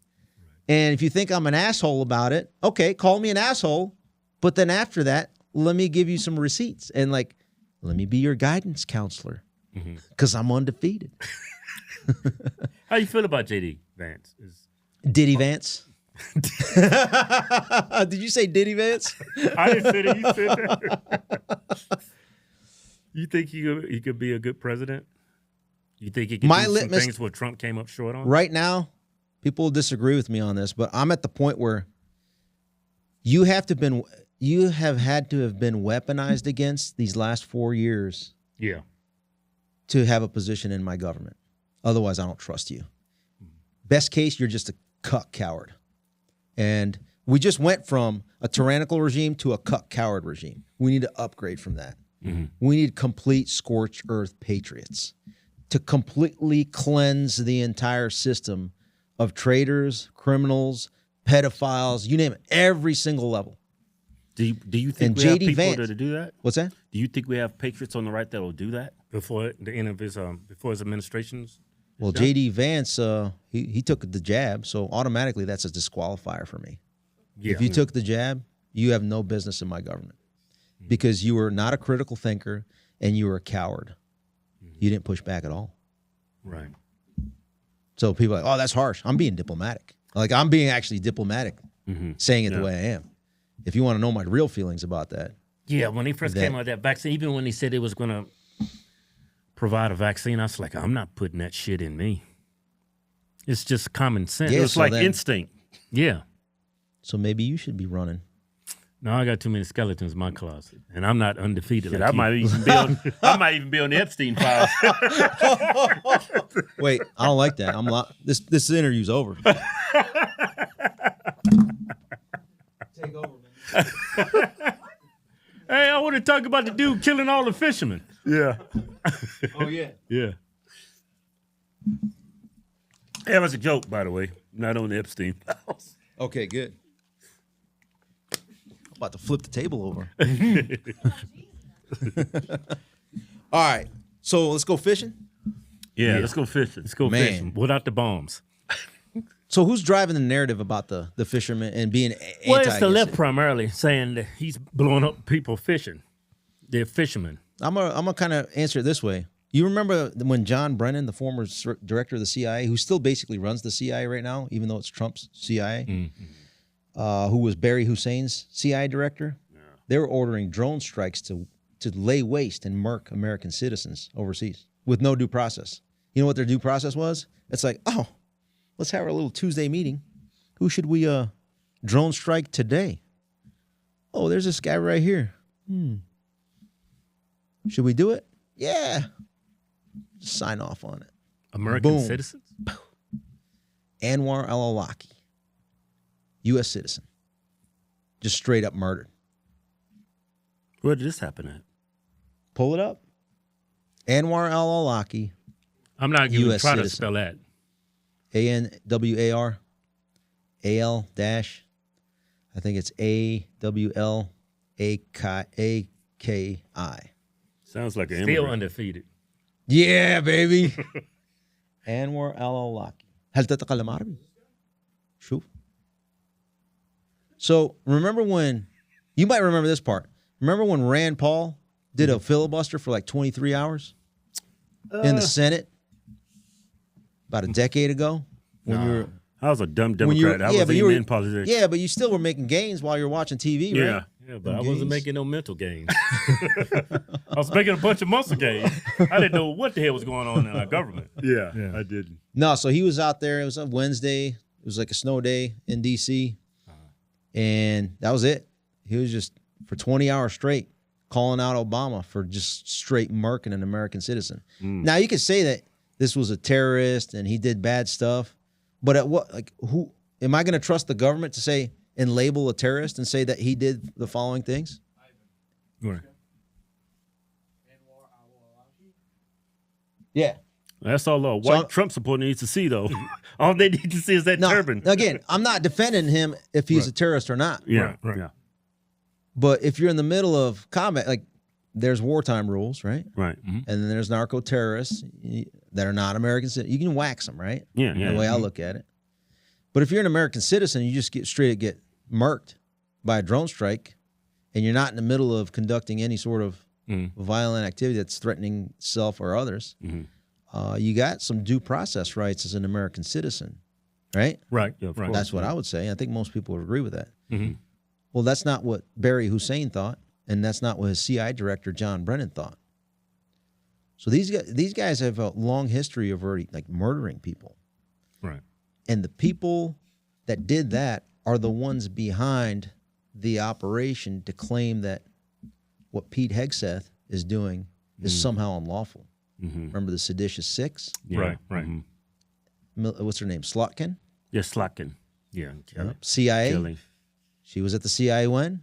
During Brennan's time. Oh, wow. So all the stuff you're seeing from CIA affiliates, all roads lead back to John Brennan. The 51 Spies Who Lies letter, remember? That's all John Brennan, okay? The Intel Community Assessment on the origins of COVID was delayed and said you can't, remember? It's because Brennan and his people. What else? The delay in the intel community assessment by the former director of national intelligence at the time was John Ratcliffe. He didn't release that there was foreign interference in the 2020 election until the day after the illegal certification. January 7th is when he released it. Why? Because John Brennan and his cronies at the CIA stopped it from being released when it was supposed to be released on December 18th of 2020. So John Brennan is behind all of this. The new incoming governor in Virginia is a protege of John Brennan. CIA officer Abigail Spanberger. Really? Yeah. So if you think Big Tish was swinging pretty hard, Abigail Spanberger, white girl, bring her up. Yeah. And she's going to be the governor on January 17th to escalate the weaponization against patriots and Trump. So why didn't Trump? He never came out and supported that woman that was running against her. Winsome Sears. I know Winsome. Yeah. Why didn't he support her? It's because she immediately went China first with Glenn Youngkin after she won and went and started attacking Trump. Oh, she did. Did she? I remember she attacked Trump. And she didn't want a Trump endorsement because they felt that it was going to hurt. Oh, okay. I don't think so. There's your girl. CIA, Abigail Spanberger. So think about this. If you're a Democrat, which she is, and she takes over in January in Virginia, and her Attorney General, Jay Jones, the guy that you might want to, you heard about Jay Jones? Oh, yeah. Remember his text messages? Yeah, Those text text messages. messages. Those text He should have been messages disqualified was alone. So insane. think about it. He's going to be the AG. The You think Attorney he's- General. Yeah, you think he was basically the one behind saying that behind the scenes on his text messages that he wanted to basically take out, slaughter, murder, literally. Yeah. Don't quote me on it, but that's kind of how I interpret it. Yeah. Anybody with a brain would interpret it that way. His political opponent, the former Speaker of the House, Todd Gilbert. Who I also know. I'm in Virginia, so I know these guys. I don't know them closely, but I know Todd. And then I don't know his children, but he was basically threatening his children as well. So this guy's the incoming AG. So he's already expressed, and it's been publicized on what his feelings are towards Republicans. He's ready, willing, and able to slaughter Republicans. So what is he going to do come January 17th when he becomes the Attorney General in Virginia, as he's the top cover for the DA equivalents? We call them Commonwealth's attorney in the counties. So imagine, remember Alvin Bragg and Fannie Willis? What did they do to Trump Right. Yeah. and patriots and the electors? They went total lawfare, right? Yeah. Right. You think he's going to do that against Trump and his administration? So you got a Democrat Commonwealth's attorney in Alexandria, in Arlington, in Fairfax County, in Loudoun County. And those are the Northern Virginia counties. And you got that Democrat governor and the Democrat AG. You think that they're going to do less lawfare than Fannie, Alvin, and Big Tish did? Or I more? think they would do a lot more. Yeah. You think that they're going to look the other? If you're a Democrat, you're thinking, oh, we just ran a Fedsurrection. No one was held to account. We did the pipe bomb stuff. I guess supposedly today, as we're recording, the FBI that I don't trust has identified someone. I'm not going to say the name. I don't trust the institution. I don't care who heads it up. But I think they're going to increase. And where can they increase from? We've already seen political assassinations. We've seen assassinations on January 6th. We've seen the COVID op, right? Like, I just don't see how this administration survives starting on January 17th if they don't go scorched earth. So my point while we're talking today is, and hopefully you get this out by December 19th, because I think December 19th, that's the deadline for the Epstein Files release. If this administration, if Pam Bondi, Kash Patel, so as blacks out one letter, one period in that Epstein Files dump, I think America is going to impeach them. And how does that look? Because then when America sees that and the internet sees that there's a redaction, Right. people like me are going to be fucking furious. And I'm sure you're going to be pissed too. Yeah. Maybe not as apoplectic as me. Yeah, But I think you're- names of I think people that were affected by it, like the people that was suffered from the hands of those things, but the perpetrators of the Well, crime let's think should about be this. released, yeah. people are like, we're going to protect the victims. Yeah. And I want this to be kind of a thought lesson here. If the names of the victims are released, don't you think that America, like society, will see that as you being a victim and actually help you? Yeah. And try to now be more compassionate with you? My viewpoint on this, and this is a question for the victims. It's not for me. Right. But my viewpoint is almost as though if I know you were a victim, I'm going to know, like if you're a victim and you're my neighbor, I'm now going to know to then try to help you in life more than I would have not knowing. That's me, to be compassionate and get you kind of back on your feet, whatever I can do if I know somebody, if it's a neighbor or somebody that I know. I doubt it, but that's what I see happening. Right. But if you censor that out, it creates more. One, I can't help you because like I don't know that you're a victim, and I won't believe you if you're a victim if your name's not out there. Like it's about like trust. Right. And number two, if it's redacted, not only can I not help the victim, I cannot trust the government. Yeah. Because the release isn't there. Does that make sense? Yeah, it makes a lot of sense. And I'm saying that like in good faith, genuinely. Yeah, like, because trying to typically get when to the somebody's a best. victim of a crime, we always know the victim. Why would you make an exception in this period? I mean, in this So period, I was agreeing before, but like, what if we release the names of the victims? We can help them out. Right. Yeah. Right. That makes sense. And then they're more comfortable. Then they see that there's compassion and the community's coming together to help them out for what they did. And then they're more prone to, I think, share the story. And then we can create more accountability for the actual perpetrators. Right. Right. And so December 19th, this is my standard is if one letter's redacted, unacceptable. And I mean, the same people that voted for the release of the Epstein Files, how are those members of Congress going to go back to their constituents and say, you know what? We're going to let this administration continue to hold back on the Epstein Files. That's a non-starter. Right. Yeah. There were 400, every single House member except for Clay Higgins and all 100 senators voted to release the Epstein Files. Right. Right. That's near unanimous. Yeah. Right. So now they're going to go back, and as the discussion now is going to be like, well, why don't you fucking impeach these guys? Because they're not putting the truth out. If we can't trust them for a simple little thing like this, right, then you have to consider them as protecting pedophiles. Right. I agree with you. And so if they're going to protect pedophiles, they're going to protect traitors. And that's why you're not seeing arrests. You're seeing these fake ass indictments, like jaywalking indictments on right. James Comey. It's fucking pathetic. Right. Pathetic. It's all just political theater, I think. So I think that I'm not going to be surprised if you shit all over Marjorie Taylor Greene and Thomas Massey. Right, right. And you also, Republicans have a 4-person majority. All it takes is 4 Republicans to join with the Democrats to say, you know what? On this issue, we're going to impeach you, Cash. We're going to impeach you, Pam, because you're redacting the Epstein Files, of which we unanimously, short of one vote, voted for you to release. So I want this to be a warning to Cash and Pam. If you want to redact one letter out of there, you better have a damn good reason why it's redacted. And you better fucking hurry up, because the day, December 19th, is fast approaching. Yeah. And we're going to hold you to that standard. And if you don't meet that standard, I'm going to be demanding everyone that I know that push to impeach you. Yeah. Why do you think Trump was saying that was a hoax? Because I was like, it's not a 180, it's a 360 because you ran on that. Then you come out and say there's a hoax. I don't know. Ask the Binder Brigade. Yeah.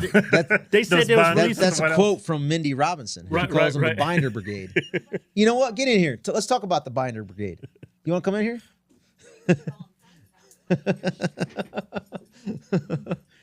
You want to sit in my lap, or you want to sit in another chair? I don't know. I already heard about how big.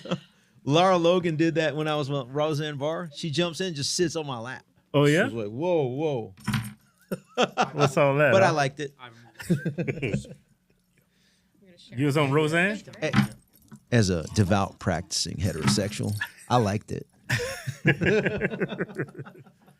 Yeah, that whole thing, they really exploited those people that went to the White House with those binders, made them look like idiots. Well, here's the thing. Either the list doesn't exist, then what's in the binder, what was sitting on the desk, and what can't they show people if it doesn't exist. So it either exists or it doesn't exist. But either way, those people with the Binder Brigade I mean, It turned out it was like information that was already Like released. that sound. What, the F word? yeah, That's fine. I'm from Massachusetts. It's allowed. We've been saying since we were like 5. So. Yeah. But here's What we doing? The whole Tucker Carlson thing? Get it out. Get it out. Get it out. Get it out of the system. Yeah. What was that? What do you think their goal was when he had the Binder Brigade there? They thought everybody was stupid. Yeah. Was going to fall for it. Yeah. They took people that you thought you would trust. Obviously, Mm-hmm. you can't. They gave them a folder, and then what became of it? They came out, they did a photo op. Yeah. Cool, you gonna read it or Had the like binders up like this. what's inside of it? Yeah. Right. And it was just kind of a way to sweep it under the rug. So how is that a hoax? Yeah. When that was actually Yeah. what's going on here? I think that whole Binder Brigade, that was a hoax. But I don't think for 1 second that the Epstein Files is a hoax. No, that's obviously real. See, there it is. That's a hoax. What's in the binder? Yeah. But how does something that not exist? How do you make a binder out of it? Right. Yeah, they- I they bet you never there's nothing in that reported binder.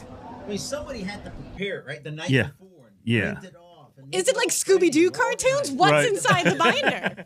Right. I don't understand it. But obviously and I think that's a mistake they made. Like Democrat voters will fall for certain things, but you try to do that to somebody can't- that's yeah. already seen through the veil Right, of right, right, lies, right. lies on top of lies. Right. And we're no. And now I don't trust any of them. I will never trust another thing that comes out of any of their mouths. And some of them I considered friends, and that's great, cool. Right. I'll like your kitten videos, but I'm not going to talk politics with you because I understand that you have been. Do you think they were maybe naive and they get overly trusted the Trump administration? Yeah. Do you know why I wasn't invited? Because I would have showed up. I would have actually You opened done the went crazy binder. now. I would have looked at it. I would have went out for the photo op, wiped my ass with it, threw it at him, told Yeah. her this was all bullshit, and I'm not Yeah. going to play it. But none of them did that. Yeah, they didn't invite us neither. I mean, we got millions of followers. Yeah, I got. Yeah, y'all Yeah. big time. Yeah, we big time. Not undefeated though, but we big time. I'm small. And very humble. Very humble. Oh, my The most Lord. humblest man I've ever met. No, I'm the most humble human to ever walk the face of the earth. Yeah. He's basically Jesus. Whoa, don't go there. Right. That'd be too much. Yeah. Yeah. But yeah, and I think people are seeing through it. Like I've been on a blocking mute rampage on my Twitter. I don't want to see. I'm not gonna. You're like Dan Bongino, like blocking me. He blocked me. He blocked us. Oh yeah. What about you? I was gonna tell him, yeah, well, I'm on his account. I was gonna tell him today's his birthday. Today's his birthday. I was gonna say happy birthday, Dan Bongino, but I was like, oh, that's right, he blocked me. Hey, happy birthday, DB. No, screw him. What's that stand for? Dan Bongino. DB, right? Douchebag. Yeah. I remember I seen a video of him. People are asking him if he was black, and it pissed him off. He said, I'm not black. Yeah. Hey, I own it. I'm albino. Yeah. You light skinned. Red bone. Red bone. He's not black, but he's full douchebag. I always had a beef with him. No, Dan Bongino. I had a beef with him over Parler because he was pushing it. He was pushing it. I was running for Congress at the time. Like, someone took my handle from Twitter, created a fake account, did nothing but post porn. Are you going to do anything about Parler? And he goes, well, give me, the account it's under. And someone goes, use your sleuthing skills. She just said it was her Twitter handle. And he was so mean and nasty to me. He started hemorrhaging followers. And people were laughing the fact that I had to go to Twitter to solve a problem on Parler. Wow. And then, he's just a douchebag. And then when that happened and he started losing followers over it, people were coming out of the woodwork like, he's a douchebag, he's done this, he's done that. And then so when he gets appointed, I knew it was going to be crap. I didn't see Cash coming. That was a disappointment. But then again, look at his girlfriend. She just loves cross-eyed short brown men. Oh, hold on. There's believe so much there to unravel. Talking about Parler, John Mates was the founder and CEO, right? I was just on a call with him a couple days ago. Apparently, there's still litigation going on related to that case where they shut down and basically took from underneath. Oh, yeah. Took underneath his control. Put it in my mouth. Oh, when they removed the app from Yeah. the App Store? Yeah. They took down the 'Cause they service? yeah. So apparently Dan Bongino is also in that litigation. So stay tuned, Dan. You might not be on a good spot related to that lawsuit, is what I'm hearing. Now, going back to cash. Money. Is it counterfeit cash or is it cash? Not a big fan, huh? Well, I was a big fan, and I could change, right? Yeah. I can change based on people's actions. So you got 3 years. Right. So he's got time to like recover. And if what they did today in identifying the pipe bomber today is accurate and they can show the math, which they haven't yet, yeah, I mean, I change my opinion on people based on their actions. But apparently he lives in Vegas, doesn't he? Yeah, that's what I heard. Yeah. Yeah. But you've never seen him here? Nah, I've never seen him Have at you? a single event. I've never seen him, and I'm all over the place here. And obviously, I have information since I've done my Las Vegas shooting doc. More information has come to me that's absolutely shocking that needs to get to the highest level. I don't see Cash trying to reach me up or anything like that. I've called Bongino. Where's Bongino calling me? He knows how to What do you find got? me. Give us a teaser. What do you got so that maybe we can get this in front of him? I don't think the world's ready for some of the stuff that I found out afterwards. And it was from first responders. You got receipts? You mean I want to out my people? No. No, the government can reverse engineer everything I tell them. Okay. But here's the Playing hard to get okay, over well, I mean, if you've seen my doc, I don't know if you've seen my doc. It's like 2 hours long. But they had snipers in the audience. Some of the people were already dead. Some of the bodies at the Las Vegas shooting were already dead. I had first responders, at least 3 of them, who did not know each other, who talked to me at different times, saying that when they went 10 minutes, 15 minutes, or whenever the shooting was done, like they could run in and help people. Some of the bodies were already in rigor mortis. There were gunshot wounds with no blood coming out of it. But at the same time, they also had snipers in front of the stage that were doing perfect headshots. That's why when I went through the autopsies wouldn't tell you whose autopsy it was, but I sat there and I Scooby-Dooed it between the height, the race, the tattoos, the gender, everything, eye color. I went through their Facebook to find out who these people are and found out that most of them died right in front of the stage where people heard and saw the gunshots. And there's even that military guy where he's like, how are these all perfect trajectory for headshots? So they wanted, so it looked like it was supposed to be a false flag that someone made go live. And that's horrific. And so that means some of the families are in on it. I know I'm going to get in trouble for saying that, but you know and there used to be a page when I was doing my Possibly, allegedly. I don't care, I'll say it. When I was doing my research, things were disappearing as I was pulling stuff for my documentary. And one of the things I was not able to find again that I saw with my own eyes was someone had sat down and figured out that some of these people had died in California like a day or two before and a couple other states. And so they must have said, hey, we'll give you $1,000,000-something. Just let you take someone that's already dead, pop a few holes in them. We're going to do this false flag. We're going to save America. We're going to show them how dangerous guns are. I don't know what they told them to convince them that it happened. But at the same time, in the most ugliest manner, they also killed people on the spot. Because I know people that saw people get their perfect headshots. That doesn't happen from the 32nd floor diagonally. And then the other issue they have that I bring up that needs to be talked about was there's another kill zone on the opposite side of Mandalay Bay. So if you're not familiar with Vegas, you got Mandalay Bay here where supposedly, Patty didn't shoot anybody, but supposedly, because they can't find that second broken window, they should be stepping on shells. There's nothing until they release fake, photos later. But there's also gunmen that are seen and heard, and there's dead bodies on the kitty corner opposite side of the entire venue near the Tropicana where people found empty shells, where they saw and heard gunmen. And it's going to happen again if we don't get to the bottom of what actually happened there. And the most disgusting thing I think of is, since my documentary, the guy who helped cover it up. Everyone knows that the incident commander got sent to Maui to cover up the fires there. Not everyone realizes that the sheriff that made up 3 different timelines, that let evidence, the hard drive to the computer, walk off a hot crime scene, that let Paddock's house get ransacked by God knows who because no one locked the door. They forgot to shut it or something stupid. He was installed as governor here in a primary race against a way more visibly popular opponent. In a primary race where 40,000 people couldn't vote because the DMV sent them the wrong ballot. They sent them a nonpartisan ballot, which didn't affect the Democrats. They're running an incumbent. It only affected the Republicans. And he won by less than that. It should have been a redo right there, and it wasn't. And they installed him, and now he's protected. I mean, I've been dragged off yelling at him and everything. It is so corrupt here that nothing's going to happen unless we have federal intervention, and that would take Cash and Bongino actually doing their fucking job. So that's where that lays. They blocked me, so I can't communicate with Oh, people will But tell can him give I you their said that. numbers. I Tell got him. their cell phones. Well, he's the FBI. I'm sure he's going to see this. So also, those 2 assholes I blocked on X the other day. Well, the four assholes. Now it's probably 4. It's 4 assholes. Yeah. Right.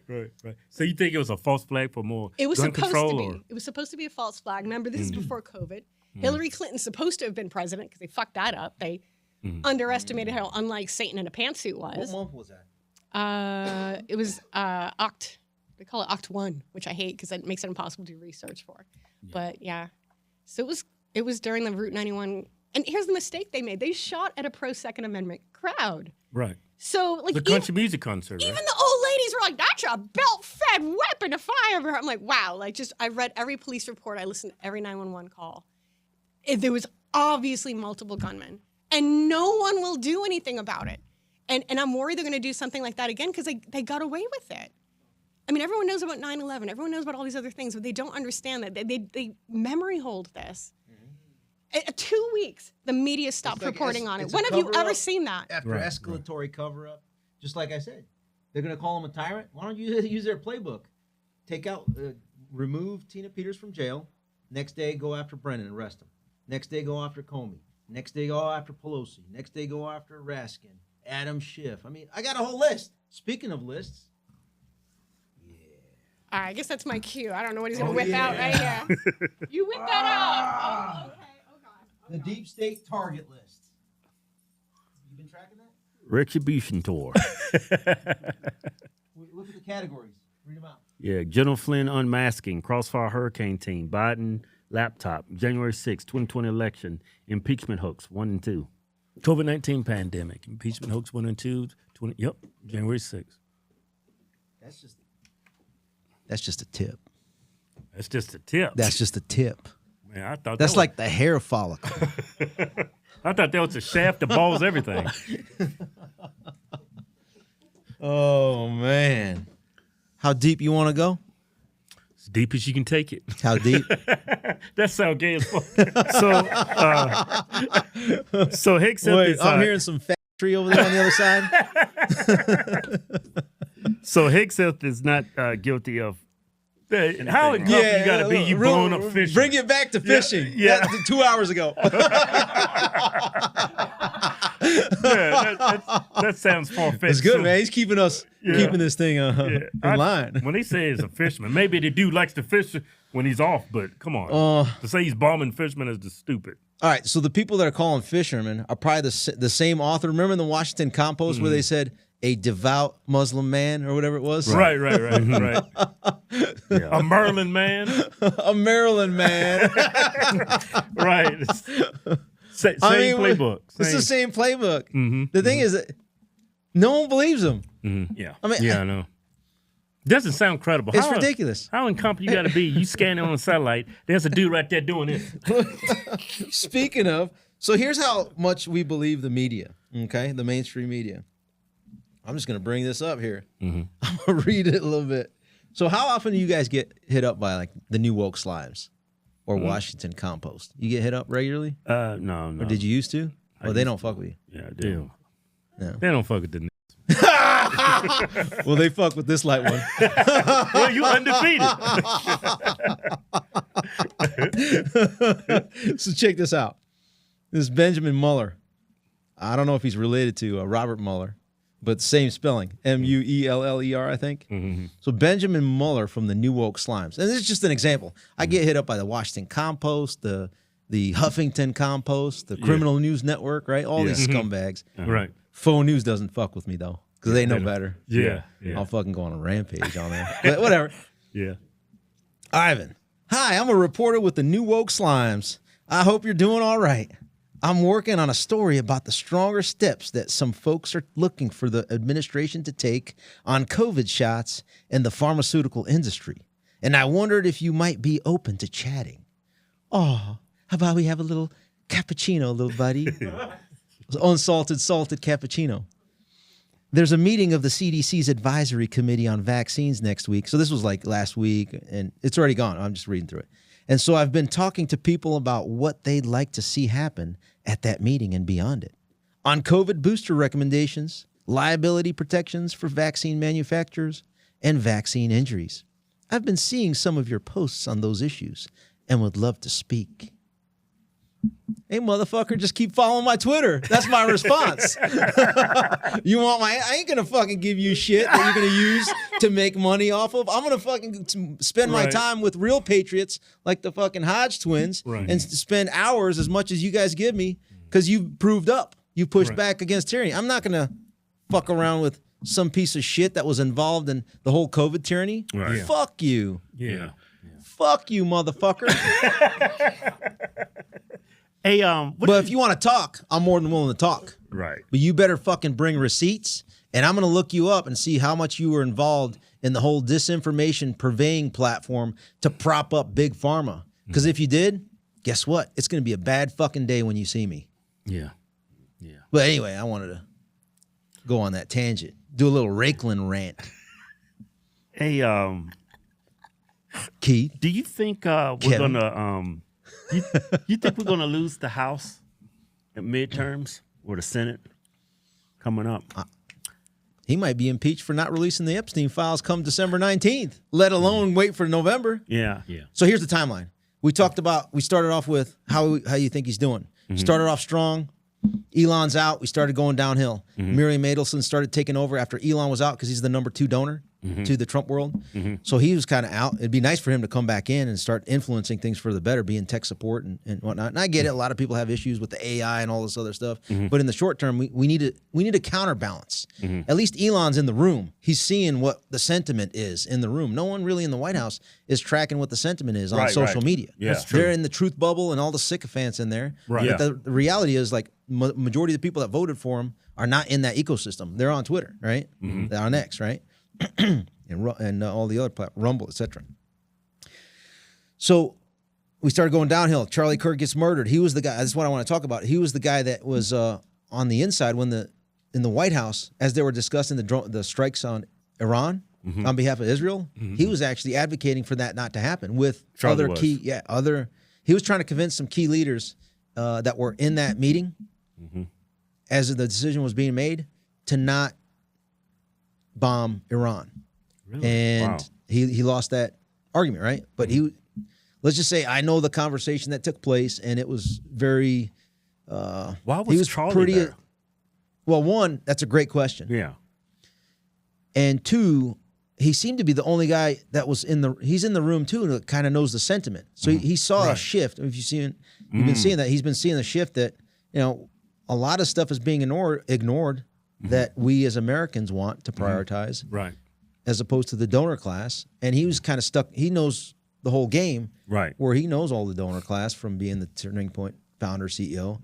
But he's also constantly he was in the colleges and on Twitter and on his show. He know what the sentiment. So he kind of knew the sentiment of the whole ecosystem, right, better than probably most of anybody else. Probably better than anybody that had the president's ear, right? And so he was conveying the sentiment, I think, of most of us in the movement. Like, we didn't vote for bombing Iran on behalf of Israel. That's just the reality of it. Yeah. Whether you like it or not, that's just the reality of it. Yeah. I mean, was it in your top 10 when you voted for Trump? Was it in my top 100? I voted for no more wars. That's what I voted for. It wasn't in my top 1,000. Last I checked, it wasn't in my top trillion. Okay? Right. But whatever. Last. But it was up there. I mean, I'm sure it wasn't. It wasn't a major concern of it was in my top infinite, okay? Top infinite. Top infinite. That's saying something. And so let's fast forward. We've squandered a year, in my opinion. No arrest, not a single arrest. 0 arrests. And what is Cash and Dan and Pam? They're like, oh, look at me. I'm so great. I'm on Fox News every day. And I'm talking about how great I am. And DOJ is so great. And FBI is so great. They're like being partners. And they're doing this. And I'm spending so many minutes and hours of the day telling you how great we are with nothing other than data showing of what local law enforcement has been doing. And we're taking credit for it. That's all they're doing. Right. How about you go after, I don't know, every single person on my 1,500 member list? You know what? If you want to, I get it. You're a cuck coward. You block me. Just do like the minimum basics. Why don't you go after Cash's own government gangster list? A few dozen people. Oh, but Ivan, you got to be patient, right? We've already indicted John Bolton. We've indicted Ish. James, call me, homie. We've indicted Ish, Tish. Right?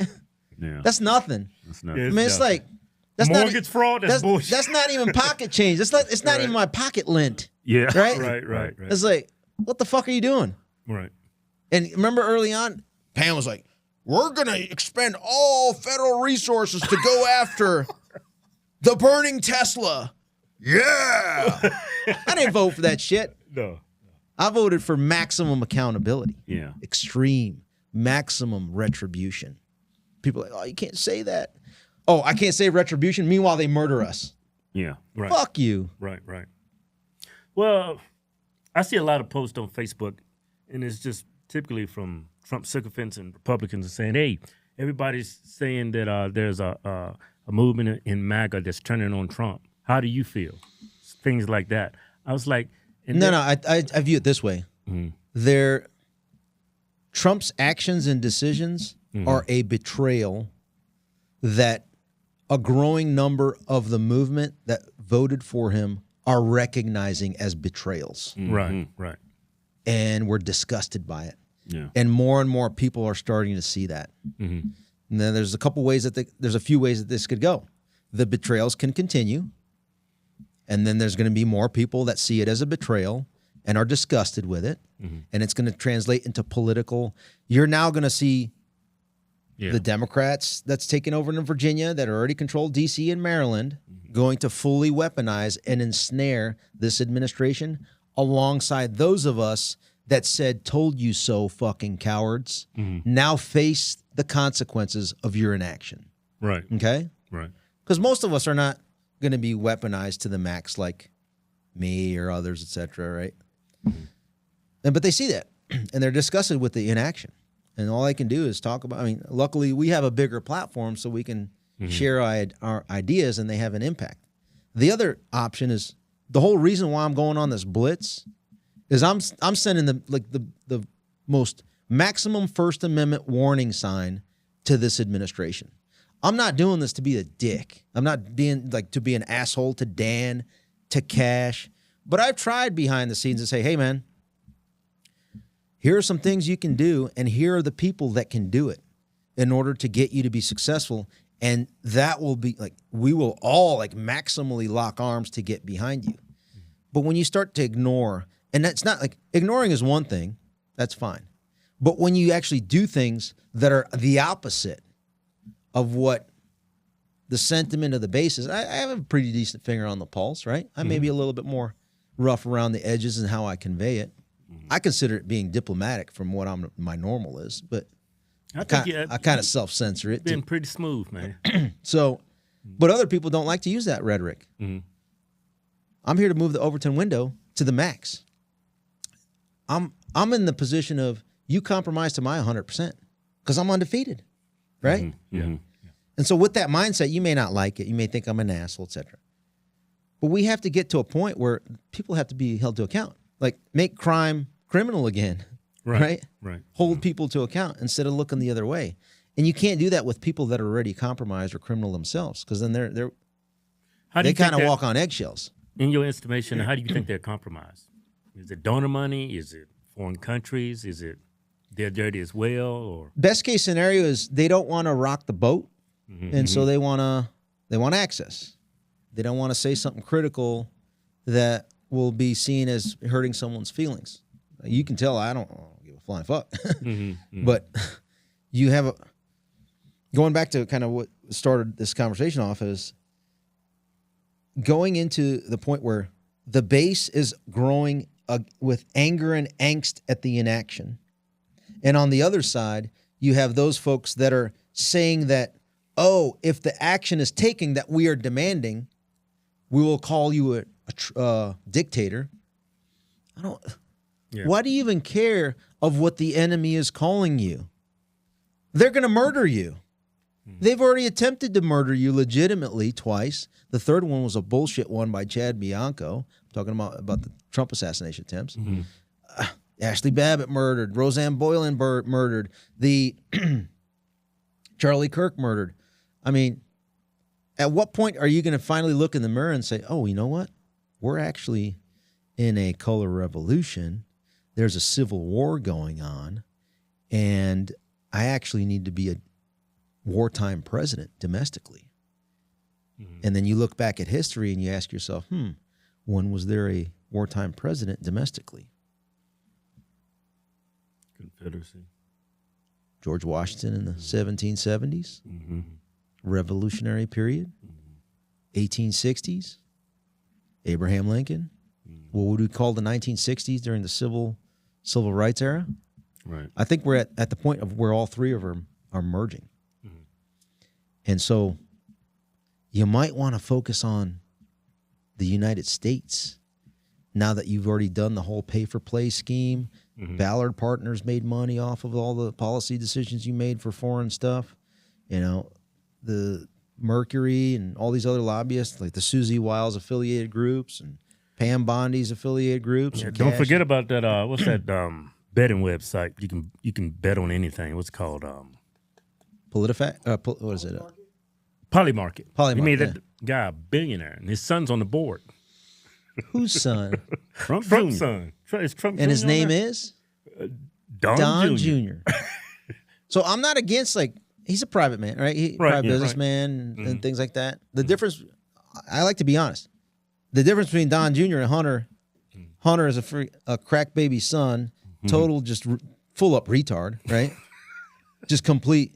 Yeah, who films himself with a gun and crack and prostitutes? Yeah. You're a complete idiot. Yeah, you're being nice. Just a total shit stain of a person, right? Right. And then you got Donald Trump or Don Jr. Yeah. You know, you can say whatever negative things. Like, he's a private citizen. Get it? He's a family member. He gets to advise and consult and give input because he's got the access of the family. That's not a problem. And he's doing his business deals. But I think Don Jr. actually has the sentiment of what we're talking about. And while he I think he gets it. Eric, Don, probably Don even more so because he's in the mix. Right. Yeah, and I get it. He's got loyalty to his family. I'm not going to hold that back against him. But he's also seeing what our sentiment is because he knows, like, we've been supporting the president for 10 years. Right. It's been 10 years. Right. Oh, 9, like for me, 9 years maybe. Actually, maybe 10. Yeah, probably more like 10. And it's not like just a random, I'm being paid to say this. No, I'm just telling you I'm calling balls and strikes the way I see it. If I'm wrong, go in there and engage, but do it authentically. And I think maybe this will resonate, right? I'm not here just to shit on Dan Bongino or shit on Kash Patel. I'm shitting on there in action. And so maybe our voice is going to give the demand signal of, hey, you have the authority. Right. And you have the authority to literally wipe out all the deep state actors in your department or in your FBI. Because right now, our DOJ and FBI I think is still fully controlled by James Comey and Chris Wray and all their affiliates. Why? Because they've been there way longer than Kash Patel has been. Right. I get it. He's the Kash Patel, but like, you need to wipe people out, like flick them out, just complete, deny them access, pull clearances, come up with a legitimate reason to do that. Because what did they do to all of us? They said, hey, their litmus test was, if you're unjabbed, you got no job. Well, flip the fucking script. You didn't get the jab. You're a critical thinker. You pushed back against the previous Biden criminal syndicate. You did not comply with the illegal forced activity of James Comey, of Chris Wray, of all the previous scum. How about you elevate them? The whistleblowers, elevate them to the highest levels. Elevate to the senior executive service those that didn't take the jab. And then from there, the litmus test should be, this is the order that should be given government-wide. You took the jab, you don't get access to your work. If you want access back to work, you got to write a sworn affidavit. One half is you list every single person in the organization you work for that told you to take the jab and coerced you into it. Okay? All the details, all receipts, emails, text message, communications, meetings. Right. Just dump it in there. Okay? Imagine if you have thousands of those and you start to see, who are the COVID zealots in your organization? And then, by the way, in that include if you were injured from the jab, right? or if you know someone that died, etc., at the direction of this particular leader in that institution. That's criminal, right? Right. Assault, battery, up to including wrongful death, right? Right. So then you cleanse and purge your institution that way. Number two, and the second part of that sworn affidavit that you demand every single employee do, you go ahead and have them list every single news media and social media platform and account that convinced you that it was safe and effective. Guess what happens? That's some evidence, baby. Yeah. And that's what you use to go after those outlets for being complicit. Like this fucking scumbag from the New Woke Slimes. Right. Right? I mean, they have the discretion to do so. They could literally do that today. Yeah. But it requires balls. Right. Some people say... You know my nickname, right? Light skin? I got another one. So, I'll be honest. My first name is Hugh. And my last name, you know the dash name that you get? Hugh. Mungsballs. Some people say my last name is spelled B-O-L-Z. Middle name, Mungus. Okay? I wish we had some people in our government with that. Yeah. Well. Because Mike Johnson has none. Right. Right? Right. Maybe it's that person who's the most powerful person in the world who can destroy countries in a day. Maybe we can motivate her to fucking start listening to us. Yeah. Because Trump, I mean, they've been throwing peanuts.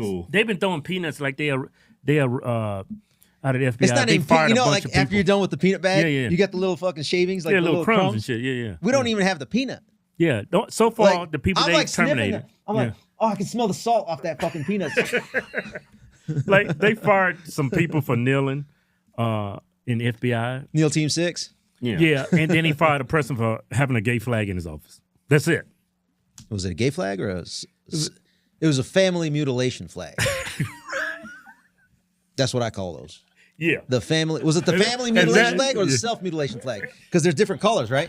Right. The one, the original, the OG one was the family mutilation flag. Yeah. And then the one with the more pinky Yeah. that's the self-mutilation flag. Right. Which one was it? It was the family one. Okay, family mutilation. Yeah. And you know how many members of Congress, when you walk through the halls of Congress, have the family mutilation flag up? How many? Quite a few. You go through the halls of Congress and you start to see family mutilation flag, self-mutilation flag, Ukraine first flag, Israel first flag, Somalia first flag, Palestine first flag. That's a fucking problem, Mike Johnson. Yeah. Hey, Mike Johnson, what the fuck are you doing as the Speaker of the House? Are we in America or are we in some fucking... Yeah. The fuck's going on? Yeah. Do you think we're ever going to get a politician that's truly 100% America first? Because I'm feeling at this point, do our vote really matter? You want to fix the shit show? Yeah, I would love to fix the shit show. Oh, so you want me to start talking about solutions? Yeah. I mean, Trump's got us going in the right direction, but it's still breadcrumbs? Yeah. Yeah, and you're starving. I don't know who better to ask than a person that is undefeated. Okay. As the most humble man ever to walk the face of the earth. I'll take that as a pretty solid question. Yeah. I have thought of the solution. So here's where I'm thinking. One is, like I mentioned, in-house. You got to clean out all those that were participants in the whole tyranny of the yesteryear. Mm-hmm. That requires courage. You fire them all, right? And not only do you fire them, you start to criminally prosecute all of them. You got to start there. Because then when you do that, you're able to then govern. Right now, you can't govern when you have every single 99% of your workforce is undermining you. And you've had 10 months, 11 months to clean that out. But no, you didn't do it. So instead of complaining like, oh, Ivan's calling me names, just do it. And then tomorrow I'll be like, fuck yeah. Mm-hmm. And you're going to be like, I don't want to do that because then Ivan's going to take it as a win. Okay, whatever. Yeah, I'll still say I'm undefeated, but whatever. Just take it as a win also. Right? Yeah, Own it. Because I'll give them pats on the back that they need. Yeah. Next thing is we need a speaker the most powerful person in the planet is the Speaker of the House in America. Here's why. Name one other person that can allocate, control, and influence a $7 trillion annual budget into the global economy. Xi Jinping can't do that, right? Right.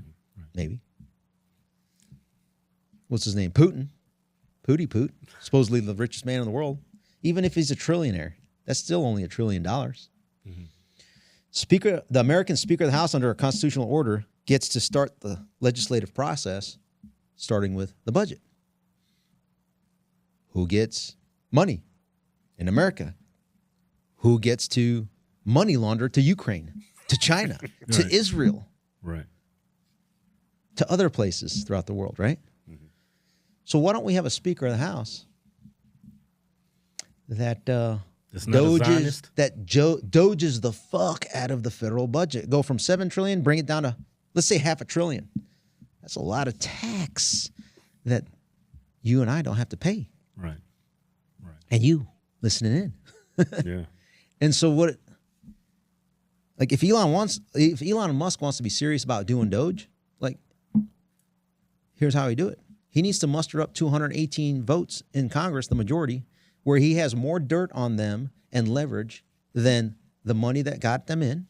And number two, the blackmail that someone has on them. So how do you do that? Elon Musk has fucking Twitter. How many of those members of Congress, Democrat and Republican, and their staff have direct message exchanges where there's probably some criminality in there? Do you think there's 218 of those? Yeah. Oh, hell yeah. Oh, fuck yeah. Blackmail the hell out of those people. So then why don't you use that, Elon? Play the fucking game, but for good. Yeah. Say, hey, Congressman so-and-so, Democrat or Republican, I see, take a look at this. Direct message you sent at this location because I got your geolocation information on it. Right. We got a couple options. You either gonna start whispering.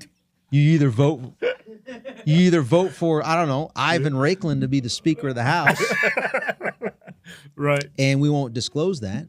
Right. And you can be the Speaker, or you can be the member of Congress. You can do your thing.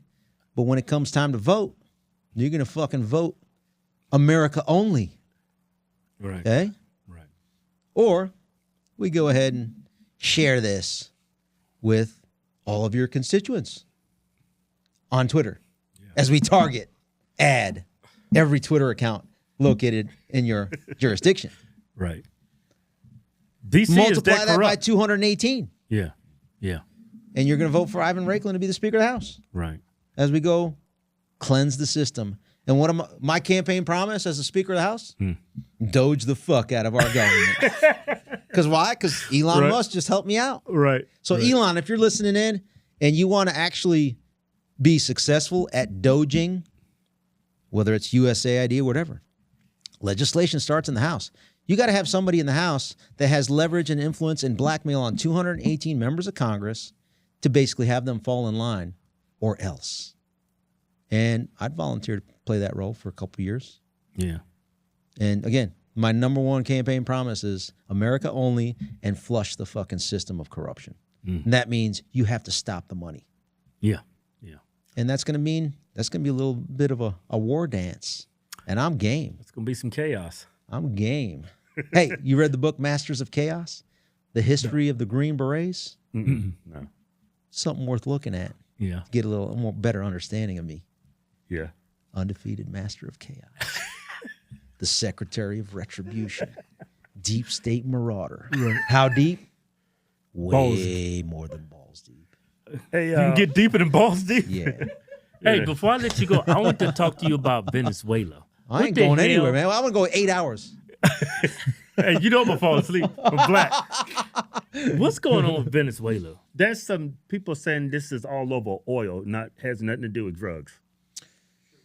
Okay. History lesson. You heard of OPEC? Mm-hmm.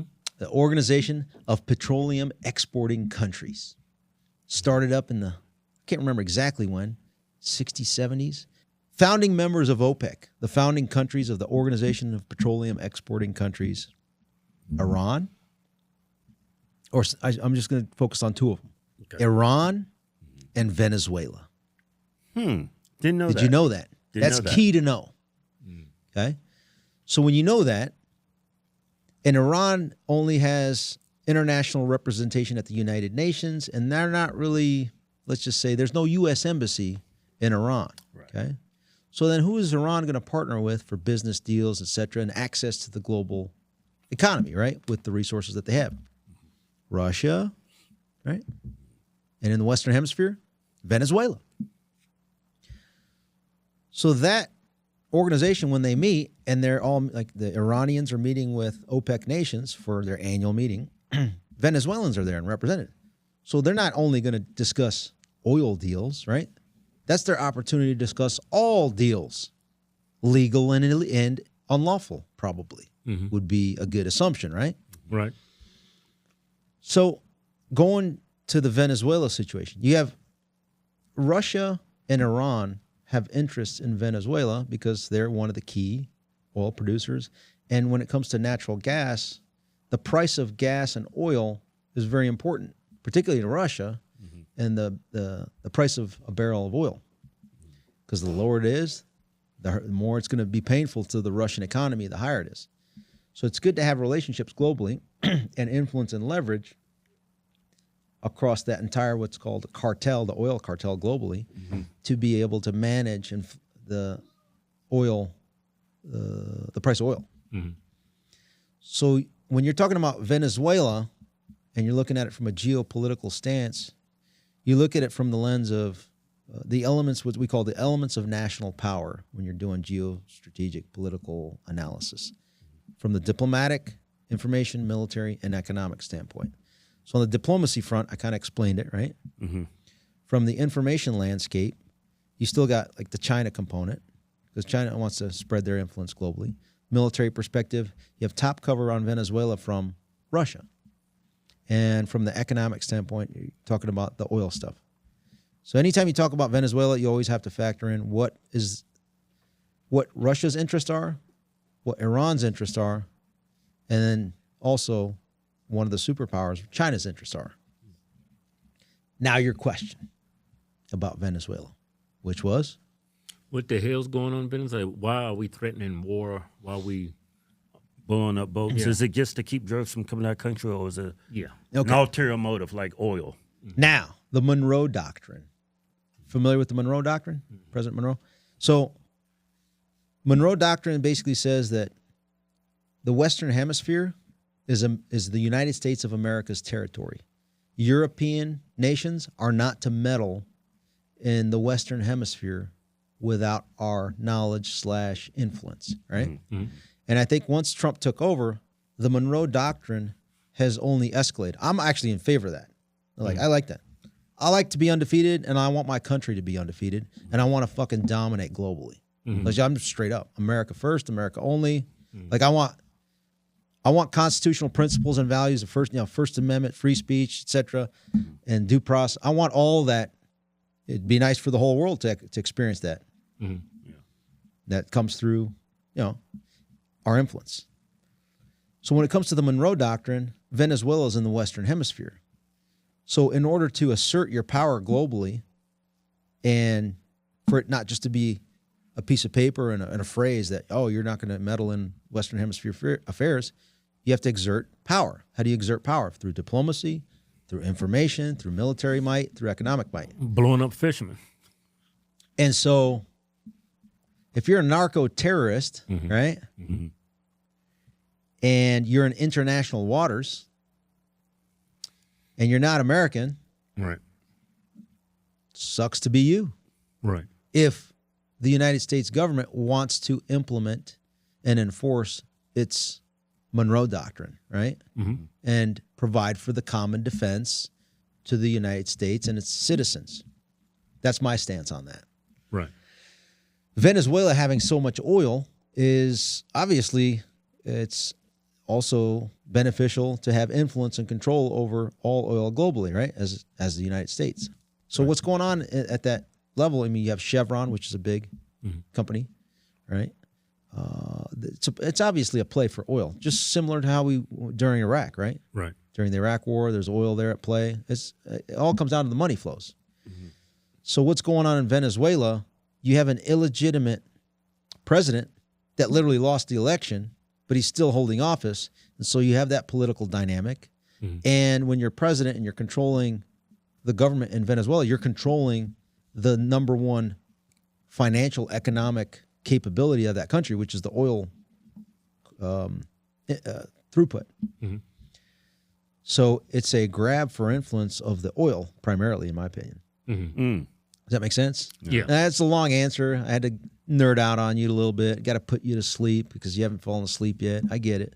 But I just wanted to make sure that you and whoever's listening in, a lot of people, when they look at it as a standalone issue. It's not. It's like there's other countries at play for vying for influence globally, but the main driving factor is going to be the economic factor of the oil throughput and the infrastructure that they already have in Venezuela for now decades because of their interactions and relationships with being a member of OPEC. Make sense? All right, enough fucking nerding out. You think How are we going to do some retribution? How are you going to help me with retribution? Shit, ain't nothing this nigga can do. I don't like that. That sounds weak. Yeah. What can we do? Yeah.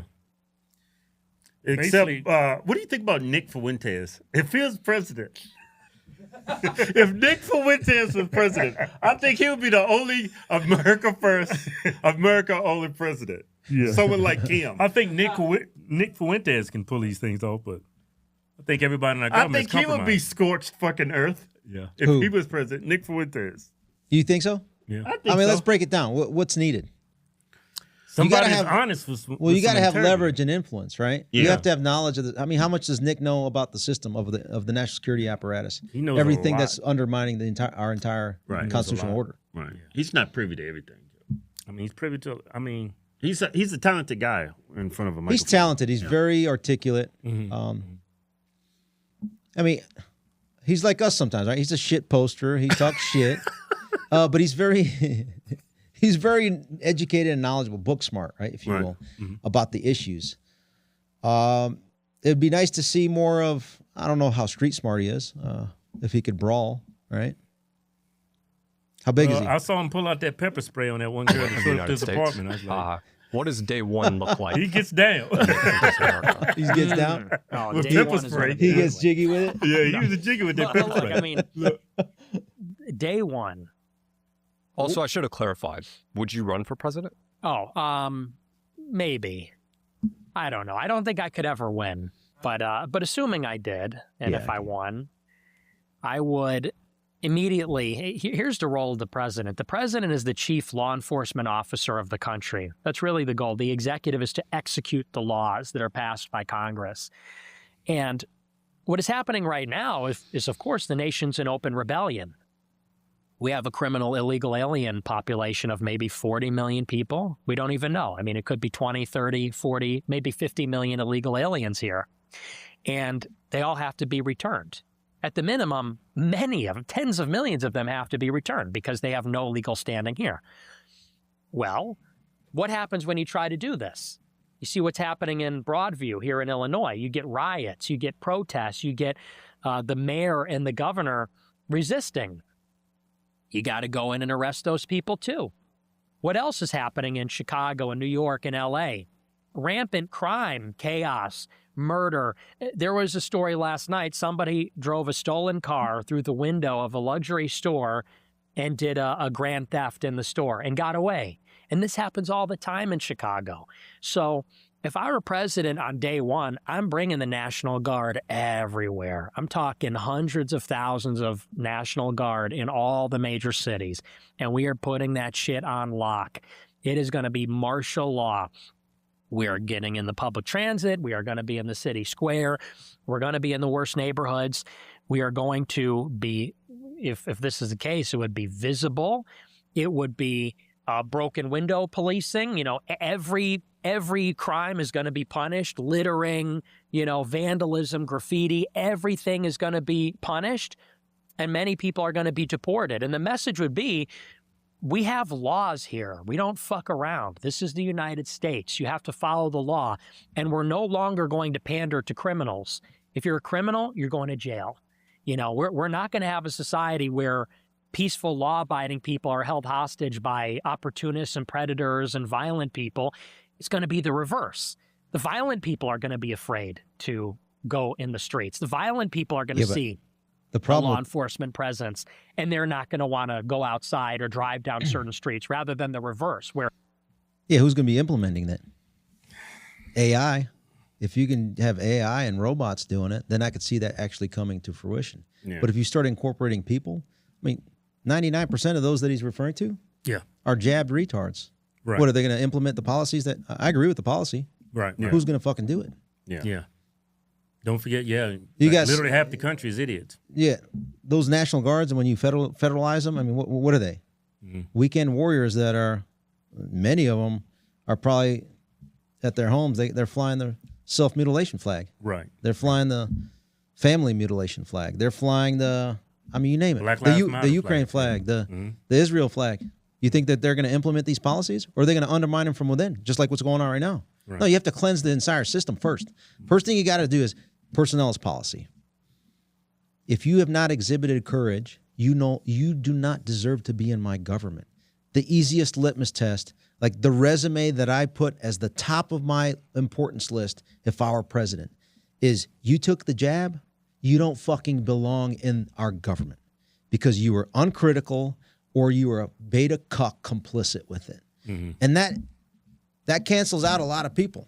Right. Yeah, it does. And that's going to cancel out those that are shilling for big pharma. Right. Because you participate in this. I mean, let's go through this. Marjorie and Massey, what do they do related to COVID? They called it out. Right. Ben Shapiro, Mark Levin, you go to their feed. What did they do? You got to take the jab. Yeah. Guess what? You don't fucking belong in my government, Ben and Mark Levin. And Dan Bongino took the jab. Why? Because he uncritically accepted the bullshit at best. Well, that's great. You can be a nice businessman. You got no business in creating policies for our entire country. No business whatsoever. Right. Right. I think we're fucked. So now it's time to go scorched earth. Yeah. The time, my assessment is that the time for arrests, even though we're calling on arrest, that was so September 10th ago. That was before Charlie got murdered. Yeah. Now I think people need to face reality that we're at a point in our country's history where 1770s meets the 1860s meets the 1960s. And what was done during those periods of time to get some sense of stability and normalcy back into play. War. That required a little bit of more than rhetoric. Yeah, war. Because he, like you said and what Nick said, is an open rebellion. We have people actually trying to prevent people illegal. The only way this administration survives is when they conduct mass arrests. And those mass arrests better come before January 17th. Because that's when the Democrats are going to escalate in order to protect their own. Remember, when you're a governor of Virginia, you have an outsized influence over the CIA because CIA is in Virginia. The Pentagon is in Virginia. Quantico is in Virginia. The Director of National Intelligence is in Virginia. Most of the intelligence community is in Virginia. Need I say more? I do, because one other point. For those that we think that are doing good and actually exposing things, Tulsi Gabbard is exposing, right? Firing, pulling clearances. So if you're a Democrat and you're like, oh shit, she's exposing all of us. But now John Brennan's little bitch lackey, the governor, what's she going to do to Tulsi Gabbard that lives or works in Virginia? Oh, you committed a county level transgression. We're going to lawfare you. Oh, you committed a state violation. Just conjure one up. So now instead of being the Director of National Intelligence, she's got to focus on defending from lawsuits, county officials, right? The county Commonwealth's attorney just laying down whatever they want. Why? Because they can, because they're in power.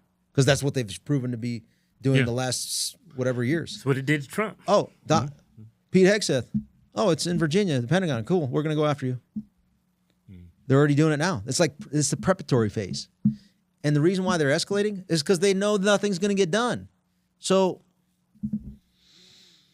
maybe not by this administration, but they come try knocking on my door knowing that I'm undefeated. One of us ain't coming out alive. Right. And I'll be facing a jury of my peers gladly. Yeah, hopefully it don't come to that. Hopefully it does come to fruition that they do go scorched earth and they do something about it. Because right now they're just giving us peanuts. Yeah. And it's really disheartening because it's like I'm coming to a point in my life and it's like my vote really doesn't even matter. It's just all a political show. It is. It's cosplay. I mean, it's disgusting when you enable these. Yeah. Those that were involved in destroying our rights. I mean, yeah, but I'm gonna stay optimistic. We still got 3 years. Let's see what happens. Let me give you some optimism, though. Mm-hmm. How many you got? How many followers you got on the platforms?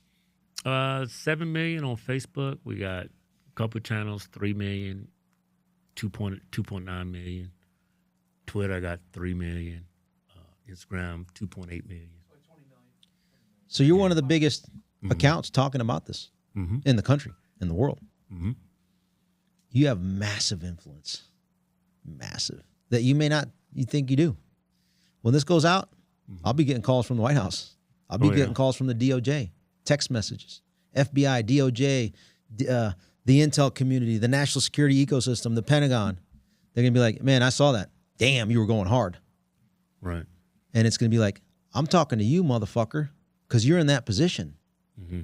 I can come help, but the moment you say you're not going to accept my help, then I have to fucking put you on blast. Mm-hmm. Okay? Right. And so I think it's our duty to exercise our First Amendment to the maximum, right? And I'm glad, I respect you guys. You probably don't know. Just having Nick on, right? Mm-hmm. When every low IQ retard that says, oh, Nick Fuentes makes sounds that offend me. Last time I checked, Nick Fuentes did not promote a product that mutilated, destroyed, killed, murdered people. Right. Ben Shapiro did. Mark Levin did. Yep. Last time I checked, Tucker Carlson was not promoting the jabs. In fact, he brought on doctors that were explaining different therapeutics to be able to address that China virus from the Wuhan Institute of Virology. Mm-hmm. What does Ben Shapiro and Mark Levin do to Nick, or try to Nick and Tucker Carlson? Calling us the woke right. I look at it from when you look at it and your baseline is looking at from the myopic of it's the COVID problem. Mm-hmm. Other people, like we talked about earlier, right? Mm-hmm. Okay, you can do the Jew machine gun. Right. I look at it from the straight up, the financial and the COVID op. Mm-hmm. And it all lines up. Now, maybe there may be a 1-to-1 correlation, right? With the machine gun. Right. Right. But I'm trying to keep, I don't want that to bias my assessment in my lane of what I'm looking at. Yeah, because they use it to attack you. Yeah. But I do respect you for bringing on Nick, because the more First Amendment we have, he's not going to agree with some stuff. On some stuff, I'm going to say Nick is too weak. Mm-hmm. Like some of his policies, that's not enough. Mm-hmm. I'm not just going to be, if you come in and break into my house, I don't just deport you out of my house. Right. You'll be lucky to be fucking alive if you come into my house without authorization. Right. That same fucking standard should apply to the country. You're absolutely right. Yeah. Mm-hmm.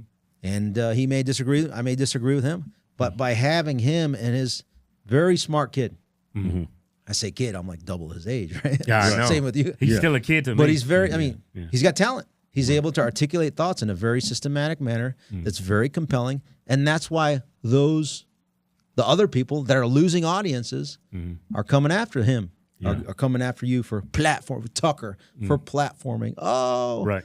You can't listen to his First Amendment sounds because he's going to expose something that we don't want you to expose. Right. Now, he could be wrong on stuff, but the way you are able to get, like you said, iron sharpens iron, the way you are able to get to the truth is you have to flood the entire thing with information.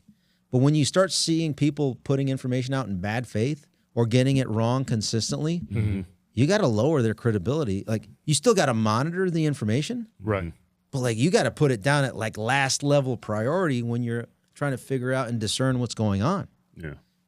And last I checked, Fox News ain't doing so good, just like CNN hadn't been doing so good, or New York Times or Washington Compost or all of them. Right. They've gotten it wrong on every major issue the last 11 years, in my opinion. Right. So that's why It's healthy. If you're going to block someone, block the disinformation purveyors. Right. All of them. They don't deserve our attention. But I don't want the government telling me to block them. Right. You make your own personal conscious decision based on their performance. Right. Yeah. And then you should actually kind of reassess who got it right. You may want to start paying more attention because the consistency is what's going to get you to the truth faster, if that's what you're seeking. Yeah. Right. Right. Yeah. I'm just, mad respect for you two for bringing on some of these folks. I think Trump's going to have a problem with impeachment because I think we're going to lose the House. I think he might get impeached before that. Yeah. Marjorie Taylor Greene, Thomas Massey, David Valadao. He voted to impeach Trump for impeachment hoax 2, based out of California. Dan Newhouse voted to impeach Donald Trump during that second impeachment hoax as well. They're both Republicans. So how do you face your constituents and you say, hey, I'm going to protect pedophiles? Right, you can't. You can't. So I don't see an option for this administration. If they want to avoid impeachment, they have to release it all, and they better fucking hurry up. At this point, it's not even, I mean, that's just, it shouldn't even be an option at this point. You should already chose this, like low-hanging fruit. Yeah, and if there's nothing there, like, okay, great. Release it, next. Yeah. News cycle's next. But the next better be before then. Like, I'm going to say this again. Tina Peters. Raid her out as a hostage rescue. You got HRT. I mean, the most appropriate law enforcement entity to do it would be the federal marshals. As a federal witness, after you criminally charge Jenna Griswold. It's just illegal. It's a legal, moral, and ethical way to do it. Right. Politically, you deal with it by the next day arresting John Brennan. Right. Then everybody forgets about Tina Peters. That's a safe legal option, really. She's a witness. She's a material witness. Material. The number one witness. So you want to pause now or you want to dominate some more? Unlimited. Unlimited. You got your twin over here just fading. Like, you smack him. I'm chilling. Shit. You haven't said a word in like 8 hours. That's how we got on this conversation, though. I'm off the question. So you think he'll be impeached, but he won't be removed? He'll never get the votes to get removed from office. No. My warning is to avoid getting impeached before the November 2026 elections. Just release the Epstein Files. Start arresting the traitors. Yeah. Otherwise, I mean, you're going to see more of us, me and you, that convince the 7, 8, 20 million people that you have listening to this. It's pretty convincing, I think. Right. It's like, it is. Name one fucking arrest. Right. On the government gangster list, Cash. Yeah. Nothing with substance. Nothing. We let's go through the parties. Did we vote for Donald Trump to write a letter to pardon Bibi Netanyahu? Was that on your top trillion? Hell no. There we go. Now we're getting some fucking. I woke you up. Yeah. All you got to do is talk about the Jews. I'm just talking about Bibi. Right. Yeah. I don't know. Is he Jewish? He's King Jew. I heard he's not Jewish. He's light skinned too. Yeah. You know? Yeah. He's real light skinned. No, did you have on your top trillion? I don't know. What bomb Iran on behalf? I already talked to that about that. Bomb Iran on behalf of I tried to call it out on Facebook. I said, "Man, this is all BS. He's not doing anything." And you get attacked on Facebook. They don't want to hear who attacks you? People that follow me. You try to call out Trump on his bullshit. Oh, they attack you. But what do they say? What's the common theme? Like I said, they said we're getting paid by Qatar and we're traitors. Yeah. Are you? I wish. Is it Qatar or Qatar? Qatar. How do you say it? No, Qatar. Qatar. I speak a little Arabic. That's one of my 5. Yeah. So, speaking of the Qataris, so you see that those that are pro Bibi and Miriam and Susie Wiles are the ones attacking us, right? Yeah, the Laura Loomers. Say it again? The Laura Loomers. Why is that? What's she doing? Oh, she's a sycophant for Israel. I don't know why these people don't pack their shit up and get out of here. Well, she just went. She was just there. I'm pretty sure she did. She probably got a condo there. A lot of them do. So I got to be like honest about stuff here. Yeah. Laura Loomer, how long you known her for? I've known her for like 9-10 years. Yeah, I haven't known her as long as you. Yeah. And about 4 years. I used to share her stuff on my Facebook and retweet her. So I would say up until about the time that she went on Air Force One last year. Yeah. Fantastic. Yeah. Doing great work. Mm-hmm. Pretty much congruent with her vision of America first and like the path forward for America and her rhetoric, etc. And I think something changed. I can't put a finger on it, but something changed. Maybe I can. You can't put your finger on it, huh? Okay, that's challenge accepted. I got to stay undefeated, right? Yeah, you got to stay undefeated. No, but I don't want to make battles where they don't need to be. But it's pretty clear her messaging changed, and when you look back at it, it's right around the time when she boarded Air Force One with on the campaign. Is about I'll have to look at the details, but right around that time, you started to see a shift in messaging, especially after the inauguration. Yeah. And what? Especially after the bombing of Iran. So that's what I noticed. Yeah. She's quick to name names. It's so obnoxious being called America last and being told that I'm not really American or that I'm America last. It really honestly just makes me want to go live a quiet, peaceful life. Not give up, but it's just so toxic. And I used to think to myself, wow, if somebody were to shoot and kill me someday, or somebody were to attack me or, cause severe bodily harm, I used to think that it would be a Muslim. But now with the level of like death threats and hate mail that I get from people online who are like these wannabe Hitler Youth posters. What? Posting actual neo-Nazi content. She's making all that up. Maybe I'll be killed or shot or killed or stabbed to death by a neo-Nazi. Who knows? I used to think that it would be a Muslim, but now part of me is wondering if it's going to be this new generation of radicalized people on the internet who have just been totally consumed by this like Jew obsession from podcasters that all they want to talk about is Jews. Like it's rainy outside. It's the Jews. My dog had diarrhea today. It's the Jews. That's what you guys starting to sound like. It burned my tongue. No. It's the Jews. I mean, It never been that bad. No, so I actually have some context substance. I've known her for 10 years.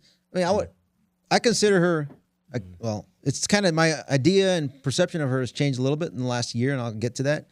But for the first 9 years, absolute, she has more courage than most men, right? Let's just face it. Whether you agree with or disagree with her policy, she has balls, okay? And she has exhibited it. And she is. I don't believe that stuff. I'll just joke. She's a woman. It's a woman, okay? Yeah.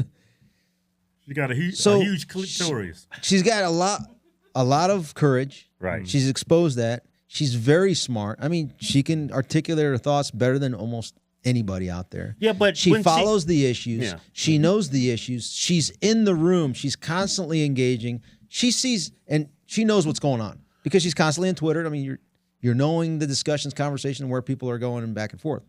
And then she ran for Congress twice. She knows the political game. She ran for Congress twice in Florida. So that means she was interacting and has access to the Susie Wiles of the world. Every time you ask her, or she's asked about Susie Wiles in any interview, she's a sycophant, basically, right? She defends her. Now, that could be based on a good relationship that she has with her, and Susie's been good to her, and vice versa. And I don't have a problem with that. But her brand, I'm not telling her what to do and what not to do. She's always been good to me, okay? She's never been bad to me. And I've always been respectful to her. What's that? And so when she ran for Congress, I went to her, when was that? 2020? The first time she ran for Congress, or 2022 maybe. No, it's 2020. And she won the primary. I was there at her victory party.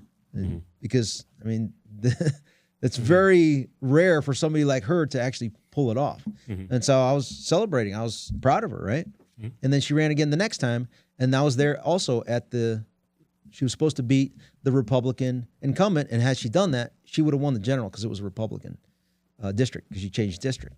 And I was there as well. I literally, on my own, just to support her because I remember on the first one, I actually gave a speech at the event. And because she's such a warrior, I think I actually gave her a green beret as a sign of thanks. Of she's basically moving the needle as an America First candidate, and I respected her for that. And I mean, for that action, I still respect her for that. And she ran again, and she got hosed. The establishment totally stole her election from her, from literally a carcass Republican that is just garbage. Meanwhile, she's got passion. She's got work ethic, right? She's a workaholic. So you got to respect all that. Yeah. But she's very quick to, with receipts, name people and then provide the receipts to go after and expose people. I love her for that because I like doing that as well. You shine light where the darkness is and you expose them and then you create some accountability. But recently when she talks about there's a vetting problem, right? Vetting problem in the White House. Does she ever name names though? Not to my knowledge. So that, to me, is like something's off here. Why are you not naming the exact names of those people that are supposed to be vetting in the White House and just calling them out instead of the nebulous, there's a vetting problem in the White House? Right. Well, last I checked, it's pretty easy to go and search. Every year, the White House is supposed to publish to Congress every single person that works in the White House, staff. And you look, there's 404 as of the July 1st of 2025. Disclosure. You can pull that up. In that disclosure, you can exactly see the name of the person, what they get paid, their title, and then you can basically assume that if you got a higher salary and you have a position called like chief of staff, deputy chief of staff, head of presidential personnel office, White House counsel, the senior lawyer, the staff, you start to see the positions. You're like, oh, this person that has this higher salary is probably the one behind the vetting. It's pretty simple to do. Why is she not calling them out? I don't know the answer to that. She knows the answer to that. She's another Republican cook? I wouldn't say that. No. Well, she called us grifters. It questions the why. Why does she call you grifters? And why does she... I've tried to communicate with her, and I've communicated with her in the past, and she's picked up my calls and texted. And recently, since that pivot, she really does not. I mean, I get it. She got a lot of inbound, so I can attribute it to that. And she's busy and she prioritizes her life. That's her decision. I mean, I don't provide probably anything of value. I've asked her a few times. Last time I saw her was at the Turning Point USA event at the James O'Keefe party in Phoenix last year in December. And we talked, and I asked her, like, what happened? Like, why are you not communicating with me at all? And wasn't really a good answer. And I said, I could come on your show, and we can talk about a lot of things, right?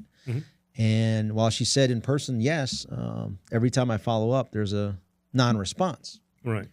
So I'm open to talking to her, but I think maybe, I think I know what the answer is, but I don't want to accuse her of it because I do feel like it's disingenuous to go after somebody that I've had I consider a friend. Right. Yeah. Right. Well, and I think I don't want to jump the gun, but I think you're leaning towards probably what reality is, and I'm probably leaning in that direction. But I don't want to do it in a way that unnecessary. Because if people see that, and I'm shitting on someone that I consider a friend, right? Like, what are my other friends going to think about, like, how I'm going to treat them? So I have to be more reserved in that relationship of calling it out before I have full evidence to call it out. Yeah. And that's not because someone's paying me or whatever. That's just because of my personal relationship with being Laura. Strategic and being a good person, really. Being genuine. Because that was, like, I would expect that from her side, your side, right? Right, of course. I think for the most like, if part, you got a beef with me, just pick up the phone and say, hey, you're a fucking dumbass. What the fuck are you doing? I'm like, wait, what? Right. What did I do? Yeah. I just think she's a huge supporter for Israel. And I mean, that's pretty evident. She is a Zionist, so if you are critical of anybody. But I wouldn't call her America last. But she's America second. That's what I'm saying. Yeah. Is that she's not America last. Worst case scenario, you would say she's America second. Yeah. But you can't say she's America last. Of course not. No. Not saying that. Yeah. But America's last behind Israel. Yeah. Definitely. Yeah. I would say that. And so that's I think that's the conflict within our movement is those that are in some way, shape, or form due to affinity to Another country. based on financial interests. Some people call it religious. Right. I'm not sure if I buy that. I think it's more of a financial, it's an influence thing. But I'm open to be wrong. And Yeah. like, I'm open to having a conversation with her for her to call me out in a substantive way where we go through the list of individuals. Right. And I'm not sure You know what that I she find? would want to discuss that because Some people she has to make her decisions, right? On Yeah. cost-benefit analysis. Yeah, it's easier said than done, but a lot of people can't have an honest conversation like we're having. They Because have their when people biases. ask me, like, who pays me? Yeah. Nobody. I Pay don't- yourself, yeah. They're like, Ivan, you're everywhere. Yeah. Well, a buddy of mine got me miles to get here, to fly here, right? Yeah. So I try to do it so that when somebody audits me, a regime audits me, Yeah. I need to stay undefeated. Right. So I have to do every financial move that I do in such a clean, crisp way that Right. even if it's exposed, it's like, oh, damn, he Yeah. was fucking living on the cheap. How the fuck did he do that? Right. Yeah, it's got to stand up against scrutiny. Yeah, because Yeah. I'm retired, right, from the military, so I got enough to, you know, take care of things at home, the family, Yeah. and all this other extra stuff is based on other people's charity of like friends, and they're all American, and it's all American money, Right. which That's is what I like to hear. And it's like when I'm in DC, what does it cost me? $15 to park my car to go fucking maraud some scumbag that's testifying before Congress. That's all it costs, $15. Yeah. I think I got $15. Right. Yeah. Right. Yeah. Yeah. I mean, I'm sure she has. I'm sure. If So I I ever think- got sit down with her, we agree on a lot of things, but it's that 10% that I don't trust her. I mean, I don't trust anybody's integrity after they try to throw me on the bus and call me a traitor and a grifter. And She called you a I'm traitor? getting protected. Oh yeah. Yeah. Yeah. Right when Trump bombed Iran, she started attacking me. And then all these, she puts out in the ether that, No, I'm not They are against the truth. neutralizing Iran, yeah, but I don't get want to that, do it on yeah. behalf of Israel. That's why I want was to do it against the based on bomb. our interests. Right. Sorry. Yeah. Yeah, it's just that they put out in the ether that there's this woke right, and it's like people like us. It's people like Tucker. It's people like Nick Fuentes, and they call us grifters, and we're just doing this all for money when we've supported this man for what? Yeah. 10, 11, 12 years? You know what I mean? And it's just so disingenuous, and I don't trust anybody once they do that. Yeah, you have no integrity. They call me call us traitors. They call Marjorie Greene a traitor. Yeah, I don't trust you. Yeah, and Trump has been going hard at. Well, I think Marjorie Laura had a Thomas previous Massey. beef with Marjorie based on like personal dynamics. Because I mean, those are both very vocal, opinionated women, right? I got a picture of her with Marjorie Greene when she won her seat. They celebrated. Came across it on Twitter. Yeah. Now she's attacking and wants to say, should I move to Georgia? I don't trust people like that. I think she's a snake. Personally, Yeah. never met her, but Yeah. When I invited she- her to come on. when she used those tactics, I don't trust you. Yeah. Those are like snake tactics. I don't like. It's hard to have allegiance to America when you have a so-called ally. It's just America will always come second. And our founding fathers spoke very clearly of that, and they warned us about that. But look where we're at now. Everybody that's in Congress, everybody that gets voted in office here, All right, you got to so- be backed by AIPAC. The court of Congress, get it, captured. I mean, there's only a few that that aren't. Right. The court of public opinion, though, won't you say it's coming over to our side Yes, like, easily, Right. and that's why you're having these harsh words in the. I mean, it's literally a verbal civil war of people calling each other Right. what you just said. Right. And I just think that we're on the winning side. I think so too. Because if you're honest, you're in good faith, essentially trying to articulate your thoughts based on good judgment. Right. You know, you can make mistakes, but Yeah.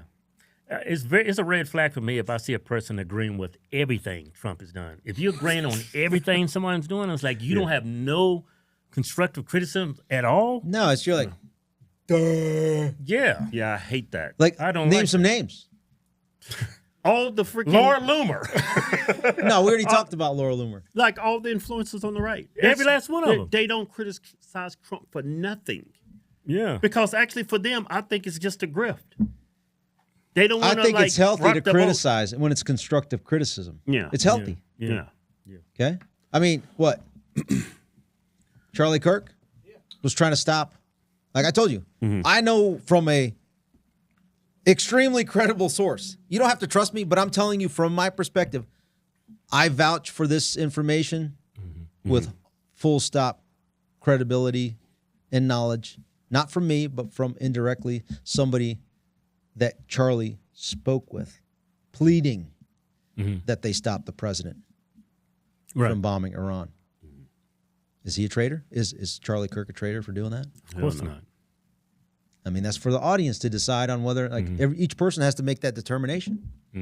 And I think we're on the winning side because the numbers don't lie. Yeah. I mean, look what happened when Trump called Marjorie a traitor, and the next day, what happens? Yeah. Well, during that time frame, unanimous vote to release the Epstein Files. Right. So just like Marjorie said, who's the traitor? Yeah. Why if you're going to use those words? Why do you think he's stepping down? Because Trump did that to the Georgia governor. He ran somebody against him, and he's so. Hey, Marjorie, if you're listening in,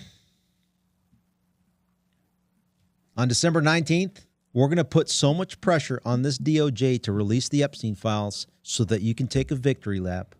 And I recommend you reconsider and stay in Congress before you decide to resign on January 5th and finish out your term. Yeah. Would that be good? That would be great. That'd be awesome. Because at that time, at that point, the heat's off of her. Because like everybody exposed themselves. She can continue on. I think that the heat's off. But why is heat on her? Yeah. I told you. We just spent 3 hours talking about it. She should have. That's my point. She shouldn't have any heat on her. Yeah, so I think she made the smart choice by putting it out there in the heat of it, in the height of it, so that we could hear her thoughts. And I agree with all of the stuff that she said. Yeah. For her to essentially go out after the Epstein release is a safe time in the holidays and say, hey, I talked to my family, whatever, and just say, hey, now that I see that fight that I did was actually successful with Thomas Massie. And don't forget, it wasn't just Marjorie and Thomas Massie. Guess who the other two Republicans were that fought for this?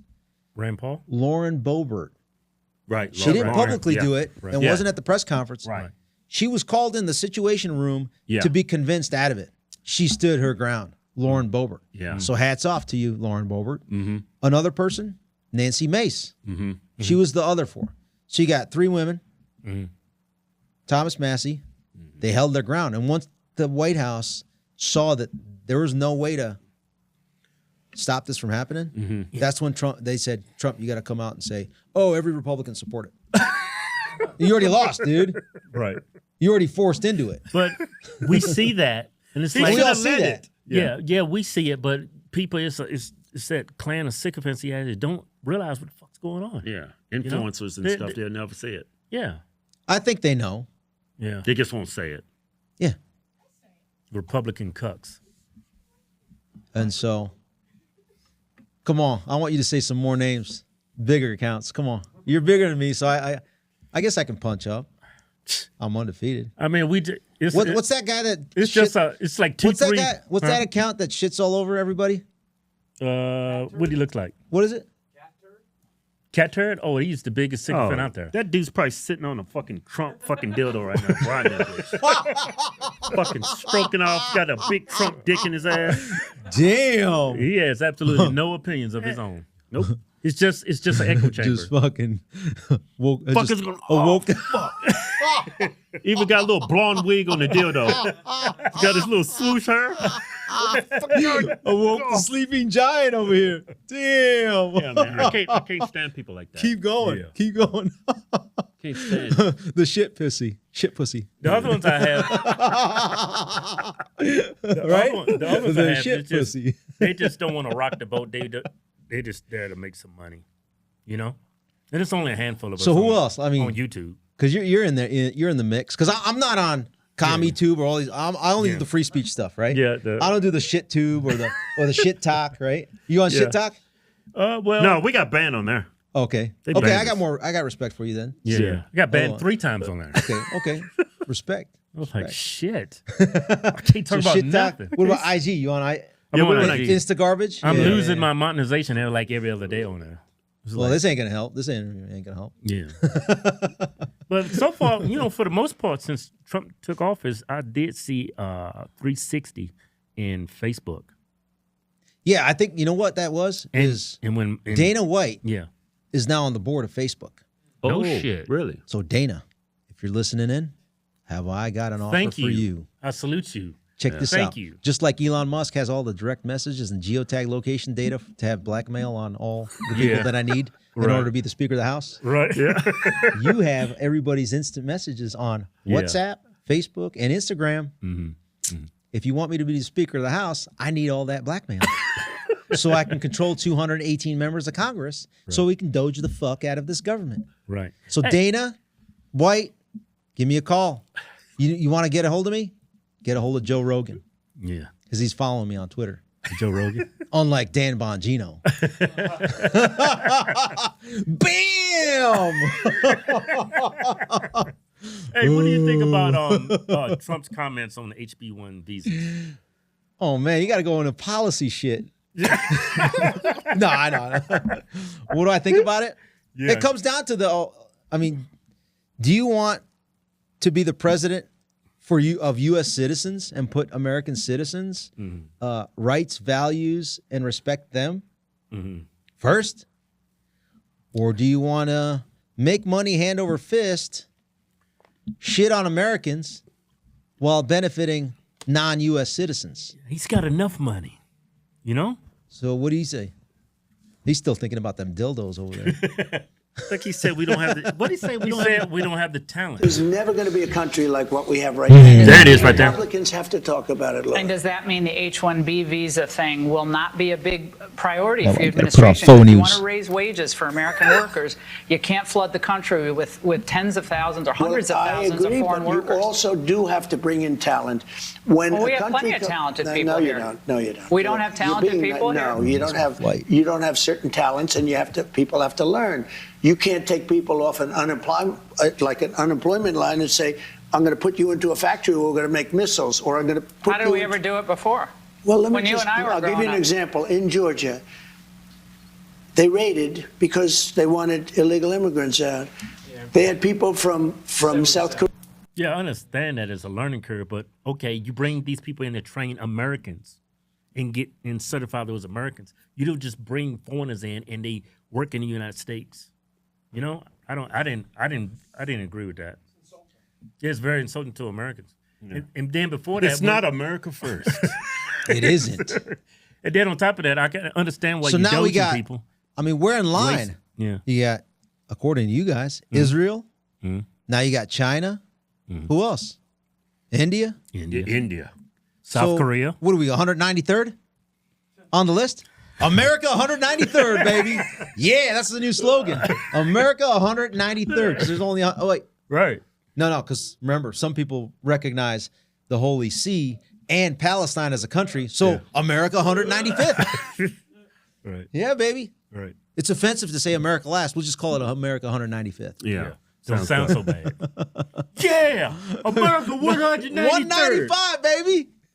Oh, you just did the Nazis. Well, I salute. did. Hey. What